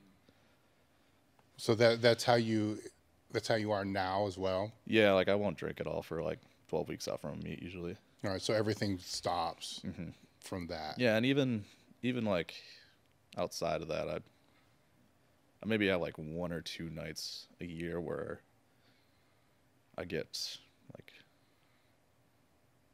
kind of drunk, not like to the point where like I wouldn't feel comfortable driving home. Yeah. And then like past that, maybe like a handful of times where like I'll go out to like a bar and have like 1 or 2 drinks. Where like I'll be like, all right, like I'm ready to go. Like I drove myself. Like I drank 2 beers over like 3 hours. Like I can drive home, guys. So your mind's always on the total. Yeah. Right. That obviously it makes sense, right? Yeah. But there's another. I'm trying to find all these low hanging fruits that people who are listening fuck up. You know. Yeah, I think that's like one thing is just like there's not like one thing that I did that's like puts me above everyone else. Kind of, or like, yeah. I think it's just like a bunch of like just little things. But like the biggest thing is like, well, like outside of genetics is like consistency. I guess would probably be like the number one thing. Like, I don't think I've taken off more than a week of training. I don't know the last time I've taken off more than a week, honestly. So with, say, the consistency picture and even the training picture, outside of that 10 weeks out from a meet, you have, what is it, five sessions per week, is that right? How many times per week in the off season do you not want to do some of those 5? In the off season? Yeah. Yeah, pretty often. Okay. I don't want to do it, like, but I'll do them. Yeah. Yeah. Well, that plays into that consistency part again, right? To where, you know, people at a certain level will still go do it. Yeah. You know, the other ones will justify. Unless it's like a situation where I'm like, oh, I'm feeling burnt out. I think it would be better for my body to not do this workout. Yeah. Body and mind. Yes. But then would you still go in?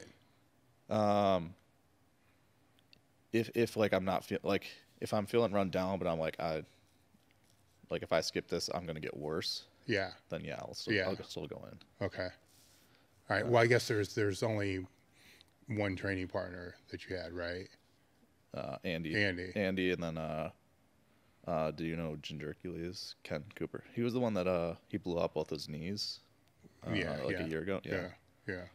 So he was part of our training crew too. Okay. Yeah. So then, if you weren't gonna, you would go in still to help them, if it was one of those days, or are you talking about one of the accessory days that you probably guys aren't together? Yeah, it'd be like the accessory day. Okay. Yeah. Because I think that's important to note too. That the Saturdays you were always together. Yeah. because that's the main. Like Andy always squats on that day, so we'd always start squat together. Yeah. And then he would like go and do accessories while Ken and I started to like bench, and then Yeah. Andy would come over and give us like handoffs and stuff like Yeah. that. Deadlift day on Monday, he's kind of doing his own thing, or he usually benched on that day, and then I deadlifted, and then Tuesday was flipped. So like sometimes like on that Tuesday, like if it was like a day where like I went super hard on Monday, like I'm just feeling run down, like I need a rest day, but like I would like tell Andy, and like sometimes he'd just be like, hey, like I'm going kind of heavy today, like so I'd go in and Mm-hmm. you know, help load weights and stuff like that, but Yeah.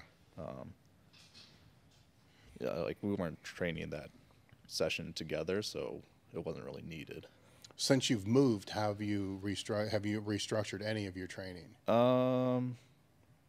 It's still the same number of days and stuff like that, and then right now I'm training with Dan, who's the owner of Madtown. Yeah. And so like he's basically like always there, so Yeah. it kind of works He out owns the that like place. yeah. So like I was like I'll tell him like I'll be there like does like 4 p.m. work, and Yeah. he's like, well, I'm here, so the training's kind of based on I guess when I want to go in, I guess. Yeah.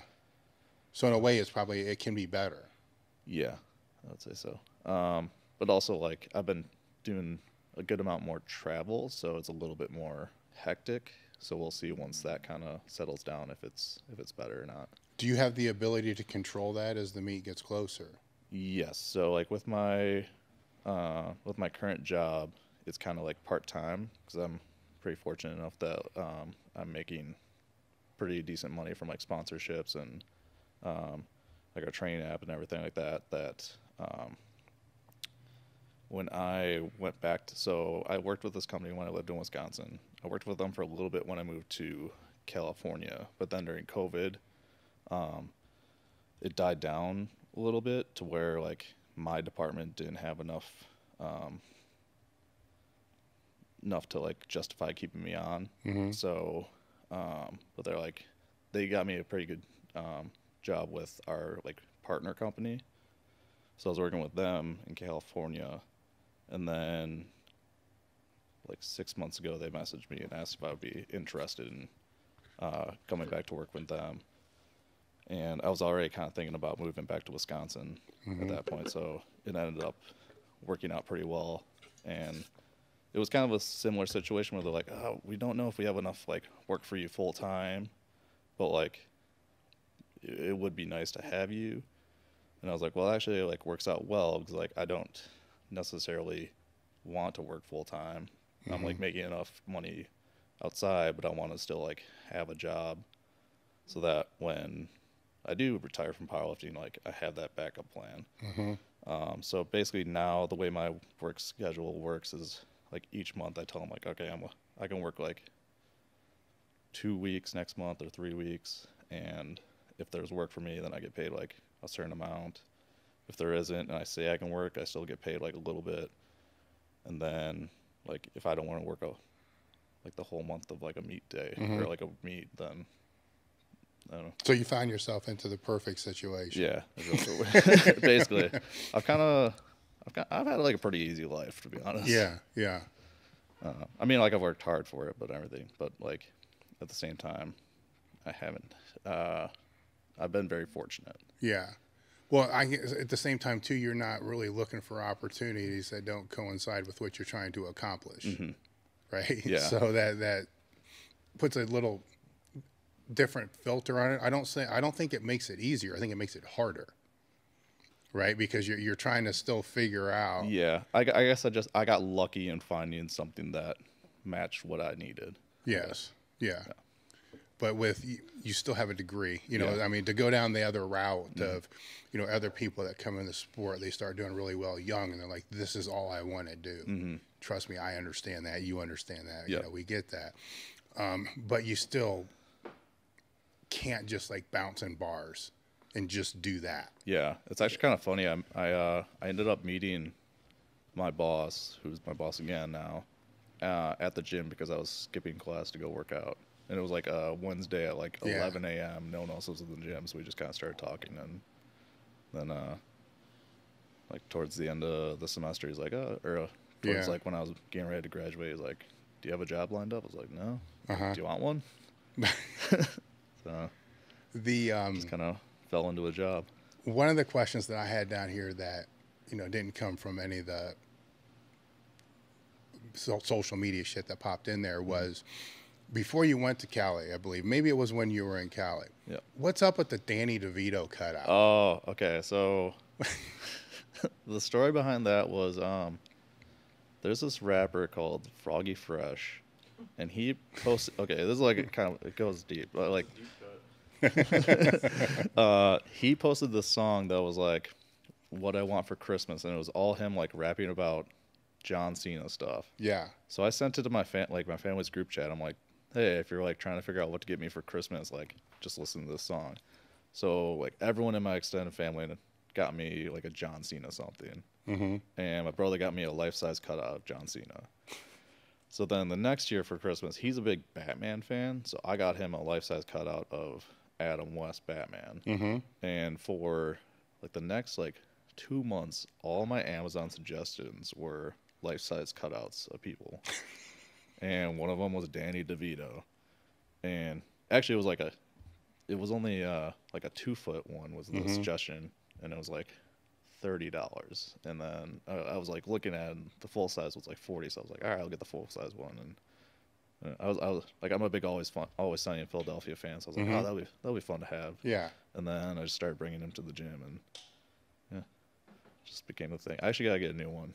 No, it did become a thing, man, because I would be looking through the Instagram, right? And it's like, the fuck is that? It takes you a while to kind of acclimate to it's actually a cutout that's sitting there. Then it's like, why? It's like, then it's people thought it was a Boris Shako for a little bit. Oh, did they really? Yeah, I had a few people that like thought it was him. They're both like shorter guys. Yeah, yeah.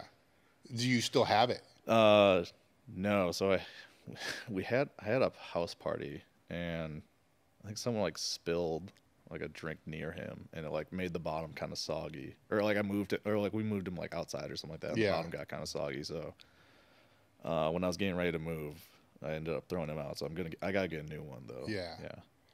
All right. So now there's a house party that ruined Danny DeVito. House party right. ruined Danny So DeVito. I mean, how did that make you feel? We brought him inside. He had a good time at the party. Yeah. So he went out with a bang. So it wasn't as bad as DQing in that one meet because you're quad. Yeah. So it wasn't the worst experience. Correct. Well, I mean, so we both kind of went out in a similar way, because I guess after I DQ'd, I went back to my hotel room, and the guy I was staying with, we were both from Wisconsin, so he's like, I went to the dispensary, like I got some edibles, like you want one? I was like, oh, I'm done like lifting. Yeah. So ate one. My brother, he lived in LA, so he drove down to San Diego. He actually missed squats. He got there like right after I took the edible, and he's like, all right, well, like we're down here, like do you want to get food? So we went and got food. I'm like, all right, I want to go back and watch like the rest of the meet. On the way to the meet, like the edible kicked in. Yeah. I was just like, I was really high at this meet. So I guess we both went out partying. Yeah. Yeah. No, that works. Yeah. The if you were to have an edible with anybody, Yeah. and who would it be? Oh, I'd love to have an edible with Danny DeVito. I think it'd be fun. Yeah. With anyone, I feel like Arnold Schwarzenegger would be a fun one to have an edible with. Yeah, why is that? I mean, you see the videos like him like smoking the weed from like was it Pumping Iron or something like that. I just think he'd be like I'm not a big weed guy. Like but see, with the edible, it changes things a little bit because you don't know exactly when it's going to hit. That's true. So you might have like an hour and a half of this dinner where you're like, dude, shut the fuck up, right? So it's. I mean, I feel like both of those guys, I would still like to like have a conversation with sober. Yeah. And then it'd just be like, man, like I don't know which way this is gonna go when this kicks in. So like it'll be fun. Yeah. Who would you pick? Oh man, I don't do well with that shit. I have to go with the default answer that I asked this of Hoff, I think. And his answer was, because I said, if you could get super stoned with anybody, who would it be? And he said, Jesus. And I'm like, ooh, now wait a minute. That might be interesting. Yeah.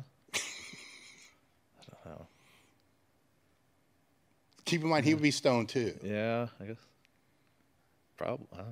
I bet they got stoned back in the day. Yeah. They found some mushrooms or something to eat. It could be. It could definitely be. Yeah. I mean, yeah. I guess. Like I'm not religious, so I don't know like how that would work out for me. Like if Jesus is the Son of God, yeah, I think. Yeah, I don't.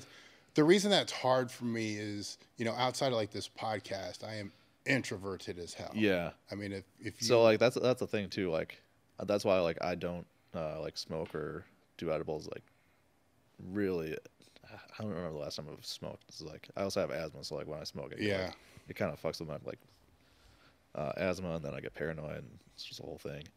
But it also like I get even more quiet, and like I get more reserved. So it's like if I'm gonna like do it, it's gonna be like just like me and my girlfriend like alone, where I'm like I don't have to like socialize. Yeah. I'm like I just want to like maybe have a good night's sleep and watch a movie or something. I've been stoned like 4 times in my life, and each time it was like I thought I was gonna get stuck. Yeah.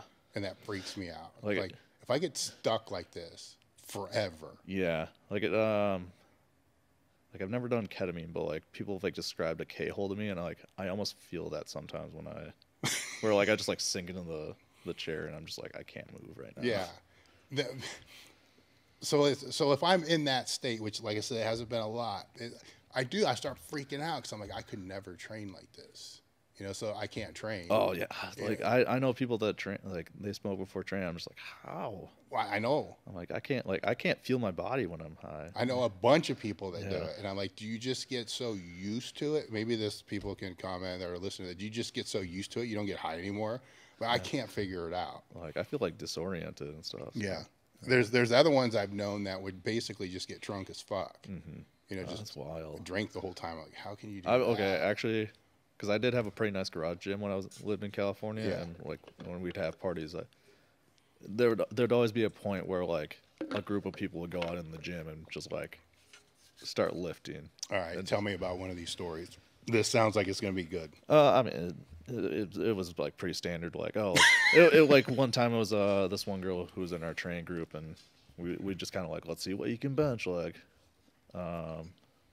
I don't know if it was like a PR or anything like that, but like we got her to do the bar and like greens on the side. Yeah, it was a pretty good single. So like for her, so were there warm-ups included with this? A couple, yeah. Mm-hmm. But I mean, it was basically like just go in and hit the bar. Yeah. And, then like a white, maybe like a 5 and a 2.5, and then go to the 10. Yeah. So. And what about you? I've never done like a squat, bench, or deadlift, but I've done like pull-ups drunk. And how'd that go? Pretty well. I felt like I don't know. I feel like I could do like I have this thing where like if I drink and someone challenges me to a race, I can't say no to it. I'm like a running race. Yeah. All right. So what kind of distance are we talking about here? Like a 40-yard dash. Yeah. Yeah. But like, there's been a few times where like I definitely feel like I could run further after drinking than like sober, because like I just don't hurt. Like I like when I run sober, I'm just like I get so tired so quick. It feels like. Yeah. But yeah, like drunk, I'm like I feel like I could run forever. Mm-hmm. So how's this conversation start? I mean, do you start running your mouth and then it ends up being, well, let's go run? Like somebody has to bring this up. You're not just drinking with somebody and they're like, hey, let's just go sprint. I think so. Like I'll give one instance was Kristen Dunsmore. She was doing a lot of like sprint training in her off season, and I was kind of like making fun of her for it. Yeah.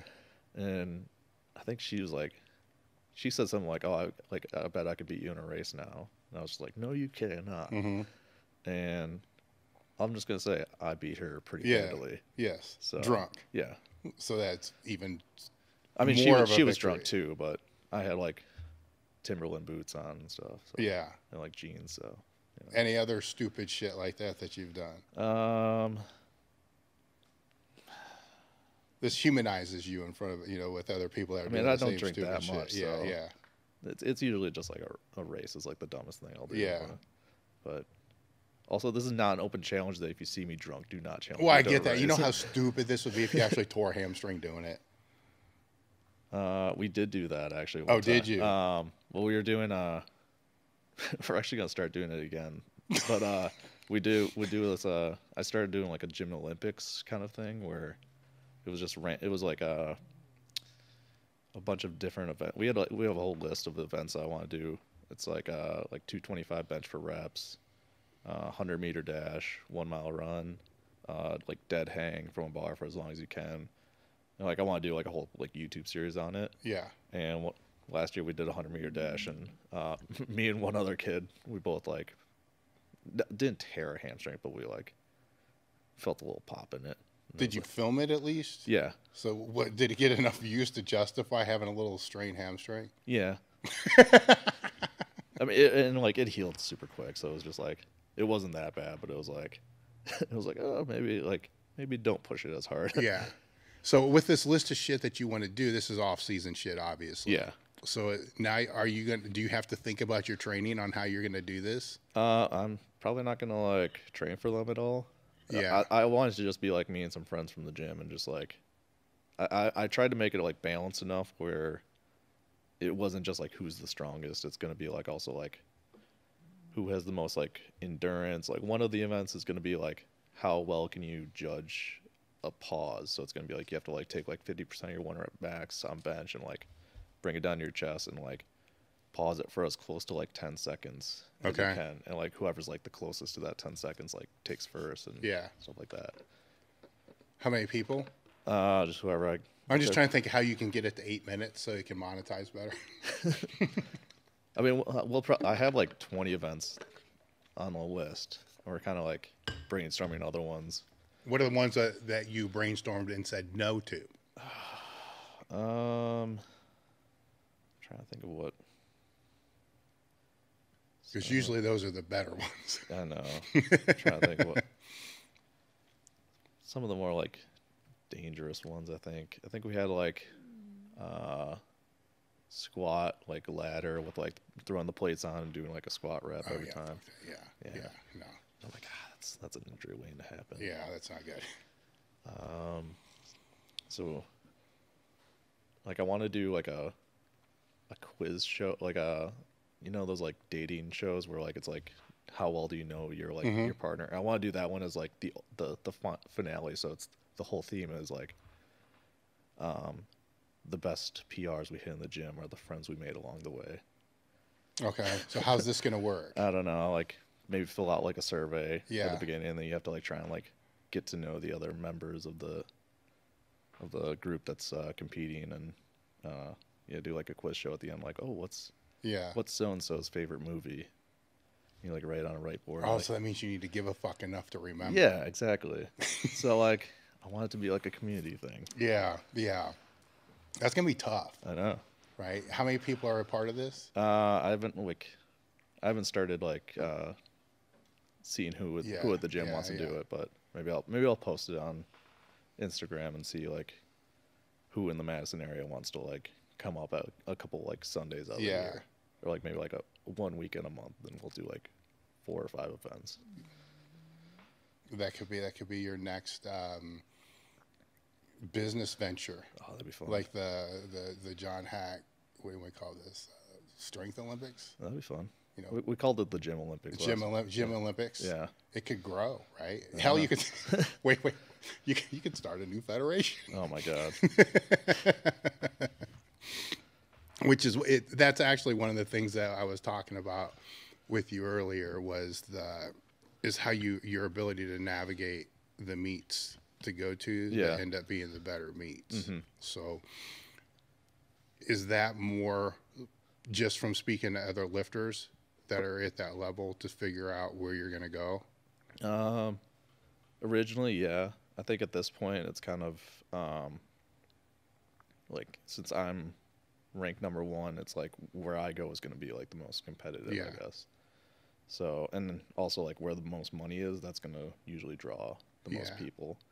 But yeah, also at the same time, early on I was just like, asking people like, hey, like the top 5 people, like, oh, are you going to do this meet or are you going to do this one? and then also seeing who of the which of the meet directors is like most passionate and like very excited about it, because they're usually going to put on a good meet. Yeah.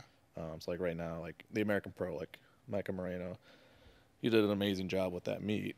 Yeah, it was like the best production meet I've ever been Yeah. ever been a part of, and sounds like they're going to do even better this year. Yeah. or Well, I next think year. I've said it a few times. I think the answer to all the federation drama is you guys decide where you're going to go. Yeah. That fixes it immediately. Like if you all decide, and you being the top, I mean, you decide I'm going to go here because this is the best meet director. It doesn't matter what the federation is. Fuck all the other ones, and they got to get better. Yeah, To be able to get the top people to go. for sure. You know, and it's getting enough for you guys to go to the same ones, which you've fortunately been able to bounce to the ones that were the most popular, and then for some weird reason got out of it before it actually started to dip. Yeah, you can kind of like sense when when that dip's kind of coming on, where like the year before it was like for like raw UD, it was kind of like, this was definitely like a down year from like raw UDA was definitely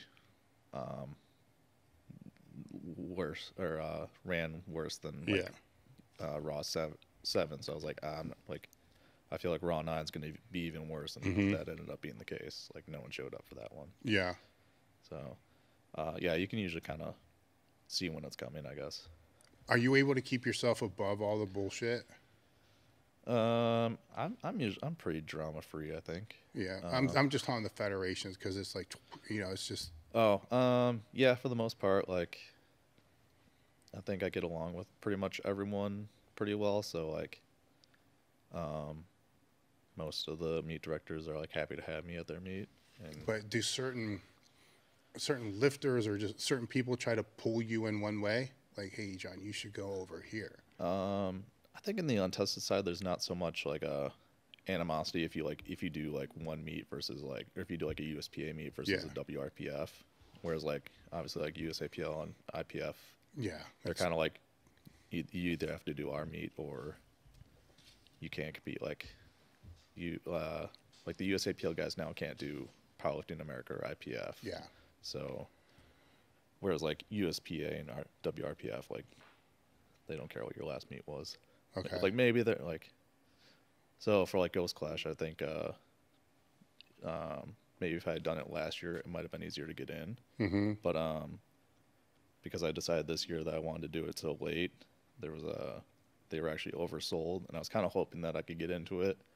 But I talked to the meet director, and he said that they need to get under 60 lifters, and they're like 65. So I decided at that point I'm not going to wait around and maybe get into the meet. You can't train for it that way. Yeah. So picked a meet about a month later. About like 14 weeks out now, I think. It may work out a little better though, right? Yeah, I think so. I think so too. Yeah. Where like now I can actually like bench and squat. We're both at a point where I'm like, I wish they were like.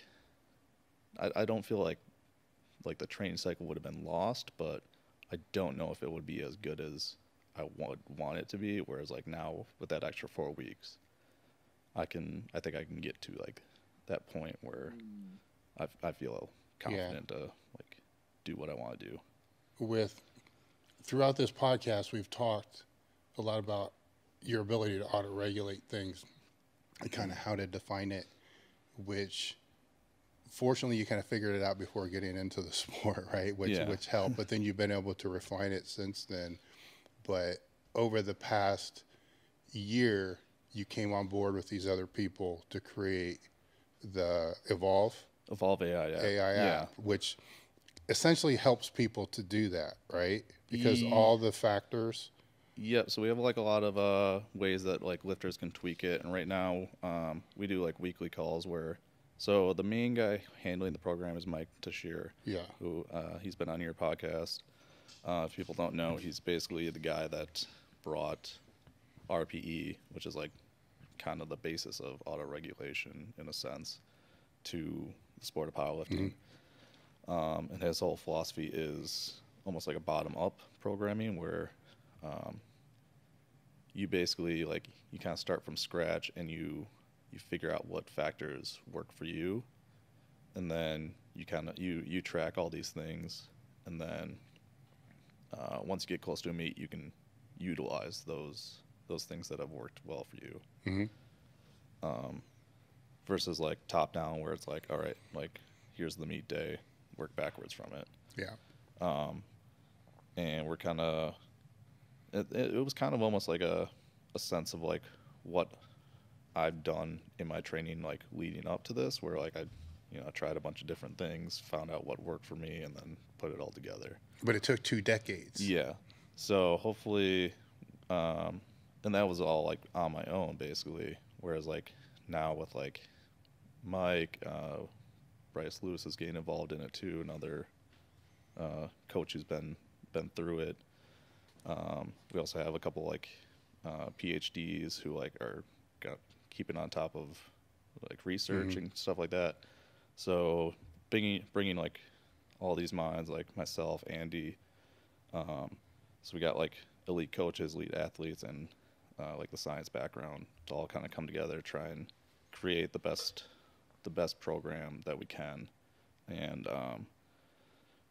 so our big thing was like we wanted to make it like affordable for everyone, because not everyone is going to have a coach, or like not everyone needs a coach. Maybe if you're like a top level lifter, you might it's probably beneficial to have a coach, but for the vast majority of people, they just need pretty decent programming and to do the work. And like we figured we could do that with like our app's only $14.99 a month for like what it does with that kind of expertise. I think it's. When did this launch? We launched it back in beginning of November. Yeah. So it's been about 6 weeks or so. Okay. Yeah. And what was it like being a part of that, right? Because it's one thing to be a part of. There's a lot of people. Yeah. You know what I'm saying? So there's a lot of ideas that are coming into it where I see where your side fits. Yeah. So originally like Garrett is the one who like made the framework for the app and everything like that. He kind of came to I think he went with Kristen first, and then Andy, then me, and he kind of like he brought the idea to me, and I was first like pretty hesitant because Andy and I already have another training app called Proven Strength, which is like very much like a template of like how we train basically. So if someone wants to like train like specifically the way like I do, that's like the one I would recommend to them. Yeah. And then it was actually once he told me that Mike DeShear was like coming on board, that's when I was kind of like, all right, like like me working with him is going to make me a better coach. Yeah. And that's like I wanted to like ultimately learn from him, and then also like be able to like help pass what I've learned along with what all the other guys have learned to just create the best product we can basically. Yeah. Now the best way to find that app is through from what I've gathered, is through the link that we're going to put in the description, or your Instagram. Instagram, yeah. On the link tree, that's probably the best way to do it. Yeah. Like you can find it on the App Store, but because of the way Apple works, we can make it a little bit cheaper if they sign up through with the website. Yeah. But yeah, like I'm really excited about it, and we have some big things coming in the next couple months or so to I think like really kind of make it as like the best option for a lot of people. With this, it's when I was vetting through it a little bit, it tracks a lot. Yeah. So it's not just throwing this program out, you know, like an Excel sheet, just popping a program out. Yep. You know, it's sleep, I believe. Yeah, it gives you like a readiness score. So like it's like how was your sleep, what's your body weight at, and then it kind of decides on like how like heavy to go. It kind of auto regulates that, and then like a lot of the times it'll give you like do like a set of 8 and RPE like 8, and then it'll kind of give you like a range that is like suggested, but ultimately you should go for the RPE 8. Yeah. So, and then like if if you're like way under that range, it'll like kind of cut sets out and stuff like that. Okay. Yep. So it's called AI. It's not exactly. Yeah, it's not. Yeah, like a lot of people complain, it's not artificial intelligence. It's like, yeah, we didn't make an app that can pass the Turing test. Like, no shit. No, but if it's implementing a shit ton of metrics. Yeah, like the way I think of it, it's definitely not going to be on the same level as a good coach, but I think, like we talked about earlier, where like a couple of years ago there was a lot of like everyone's a coach. Yeah. It's going to be, but you have programming basically designed by like Mike Teixeira. Well, the reason why I like a lot of these things that have been coming out like this is it's going to make the shitty coaches go away. Yeah, exactly. Because if you can't personal coach Mm-hmm. better than a fucking app, Yeah. then you probably shouldn't be personal coaching. Yeah, and I mean, so at the same time, it's like I saw like a lot of coaches like complaining about it, and it's like, well, if you're worried about it, yeah, you're probably not a great coach. And if this computer can do better than you for a fraction of the cost, then You see my point, yeah. right? So then you're not actually coaching very well. yeah, I agree. You know, because I think we're still a long ways away from that being able to teach what you intuitively figured out. Mm-hmm. I mean, we can't even sit here and talk about what it is that you intuitively figured out. Yeah, I'll agree. It's hard for me. Like who was it? Yeah, I can't remember. I'm totally spacing on his YouTube. But he did a video like breaking down one of my deadlifts, and it was actually like I commented on, I'm like, wow, that was like, you kind of put into words exactly like what kind of like goes through my head, and like better than I could ever do it, because like at this point I don't like, I just do, I don't think about like lifting. So like it was actually like kind of cool to see like him like break down like the little things I was doing that I don't think about, but I just still do. Well, the interesting thing is when I see people break down things that they think you should be doing. Oh yeah. Which is that's another interesting one. Like, okay, so why, you know, and those type of things. Or I like that when people think that something I do is important, I'm just like, no, I just do it because like, just cause. Like they'll be like, oh, why do you wear wrist straps on deadlifts? I'm like, just, it feels good. Like I like the compression. It's not like it makes my deadlift better. Yeah. Maybe it helps grip a little bit, but I don't know. Mm-hmm. I just like, I started like, I would do like a lot of like deadlifts after bench, and or after squats or something like that, and I would just keep my wrist straps on, and then I started tightening them, and now like tightening my wrist straps, then chalking up, then putting my belt on as part of my like pre-deadlift routine. And if like I change that up, it kind of fucks with me. It's better than some of the dances I've seen. That's true. No, I'm very much like do what you need to do, but I might roll my eyes a little bit at some of your antics. Yeah. When you look at other people's, we don't want to call anybody out, but when you look at other people's training, you know, there's people can have different training philosophies, but then we can look at certain things other people are doing and be like, that's fucking stupid. For sure. You know, what are some of the things that you would see that fall into that category of just being absolutely, I don't want to say anything's absolutely almost worthless. Let's put it that way. Oh man, I'm trying to think of like, for me, it's like, if you're doing something, I can't think of anything specific, but there's like, I can think of like a few people that like, they continuously do like certain things in training, but then like on meet day, they've had like pretty consistently bad training or bad performances. Yeah, I get what you're saying. And it's like, okay, maybe you should like change it. And they'll every time they'll be like, oh, this is like the best prep of my life, but then they like shit the bed on meet day, and it's like, okay, well, clearly it's not prepping you well for the meet. So whereas like I might do some stupid stuff in my training that I could do better with, but I've consistently like my total's been going up pretty consistently. So the only thing that I could see looking at it, and would be missing, you know, but at the same time it suits a purpose and it doesn't fuck your head up. Yeah, if you're missing like every other week, or if you're missing like often, yeah, that's a problem. So I think the way you do it's smart though, because you're not letting it wreck your training. You know what I'm saying? It's like, okay, fuck, this happened. Why? Yeah, I don't. Someone asked me, they're like, "What should I do if I miss my opener in training or something like that?" And I was like, "Oh, it probably shouldn't be your opener if you're missing it in training." Like, Yeah. I was like, if I'm missing a lift, it's something that's gonna like I know is gonna be like I'm going into it and being like, all right, there's a pretty good chance I'm like I might miss this, I might make it or not.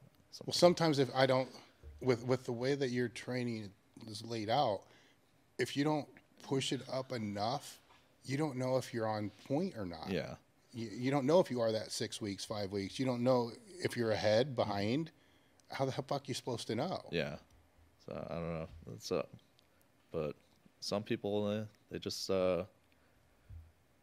they get into that like rhythm of missing the lift and then not taking that step back, and then they just like they keep missing. No, they do the opposite. They'll miss the lift and think that it's their drugs, and then take more drugs. Yeah. To see if the drugs are going to make the lift actually go up week after week after week. Yeah. And I think that's something that like the guys that kind of get thrown right in the deep end of the untested side, like they don't learn how to get better. Like maybe their first meet was like an untested meet, and they took a pretty decent cycle, and they had a crazy meet, and then they kind of get in this thought process that like, oh, every time I do like this drug, like my meet day is I'm gonna be this much stronger on meet day than I was in training. Yeah. And then it doesn't happen. I think it's a big problem too when people get on too soon. Yeah. Because they don't learn, if they don't learn how to figure out why they missed, why they're not getting strong. I mean, they get, some people get on as they're still on the newbie games. I know. It's like, dude. I had like a 20-year potential client, and he was messaging me, and he's like, "Oh yeah, I'm like just about to start like my trend cycle," and I had to go back and like look at my like intro questionnaire that I sent him, because I was like, I thought this kid was young. He was like 20 years old. I was like, "You're taking trend right now?" Like, oh yeah, chill out, man. No, I've seen teenagers. Yeah, it's like, what the fuck, dude? You don't even bench 275. So like, what are you gonna do? At some point, it's still gonna get stuck. Yeah, like I think you need to like going back to kind of those training periods where like it sucks and you have to like just kind of keep pushing, and it's gonna be like 2 years or something like that before you can break through. I think you need to do that natural and like figure out how to break through that. I would say at least a few sticking points, 100%. Yeah. 100%. Otherwise, how are you gonna know? Like if the first time you hit a roadblock, your thought process is, well, guess I'll get on steroids. You're probably not gonna go too far. Oh yeah, 100%. So what do you think that you need to learn or become better at to be able to increase your total more than what you think it can be? What do I think I need to do? What do you think you need to do? Like where do you? I don't want to say. What? It doesn't matter, because anybody that competes with you, it still comes down to what they do. So where do you think your holes are that you need to become a little smarter at or a little better at? I think I could do nutrition better. I was doing sleep pretty well, but I think I could do it. I think like I've kind of gotten, my sleep hasn't been the greatest recently. So I think I gotta get that back on track. Like I think my programming is pretty good, especially now that I'm working with Mike. We can kind of experiment a little bit more. But at this point, I don't think there's like any like major levers I can pull. So if it's sleep and nutrition, where are you going to look, to be able to get it better? Because here's why I'm going down this road is everybody will say we live in this, information overload world, right? So if these are two areas that you need to work on, what sources are you going to look at? How are you going to start digging a little deeper into those? So I think that's where like I'm pretty lucky where the guys on like the Evolve AI team, like we do have that science team Yeah. where it's Jacob Gooden, who's a professor at Point Loma down in San Diego, and then Kristen Dunsmore is going for her PhD. So they both know like how to kind of find the right. They know how to like read research and like kind of present what options or like find like the studies that are going to like show what's beneficial. And then they can also kind of like I can turn to them and be like, hey, is this person like reputable? Like, should I listen to them? And usually they can be like, yeah, the person can be trusted, or like, I don't know, they don't have the credentials. Yeah, so did I just find the real reason why you got associated with this app in the first place? Yeah, make myself better. I mean, the whole like idea is like just we want to make as many people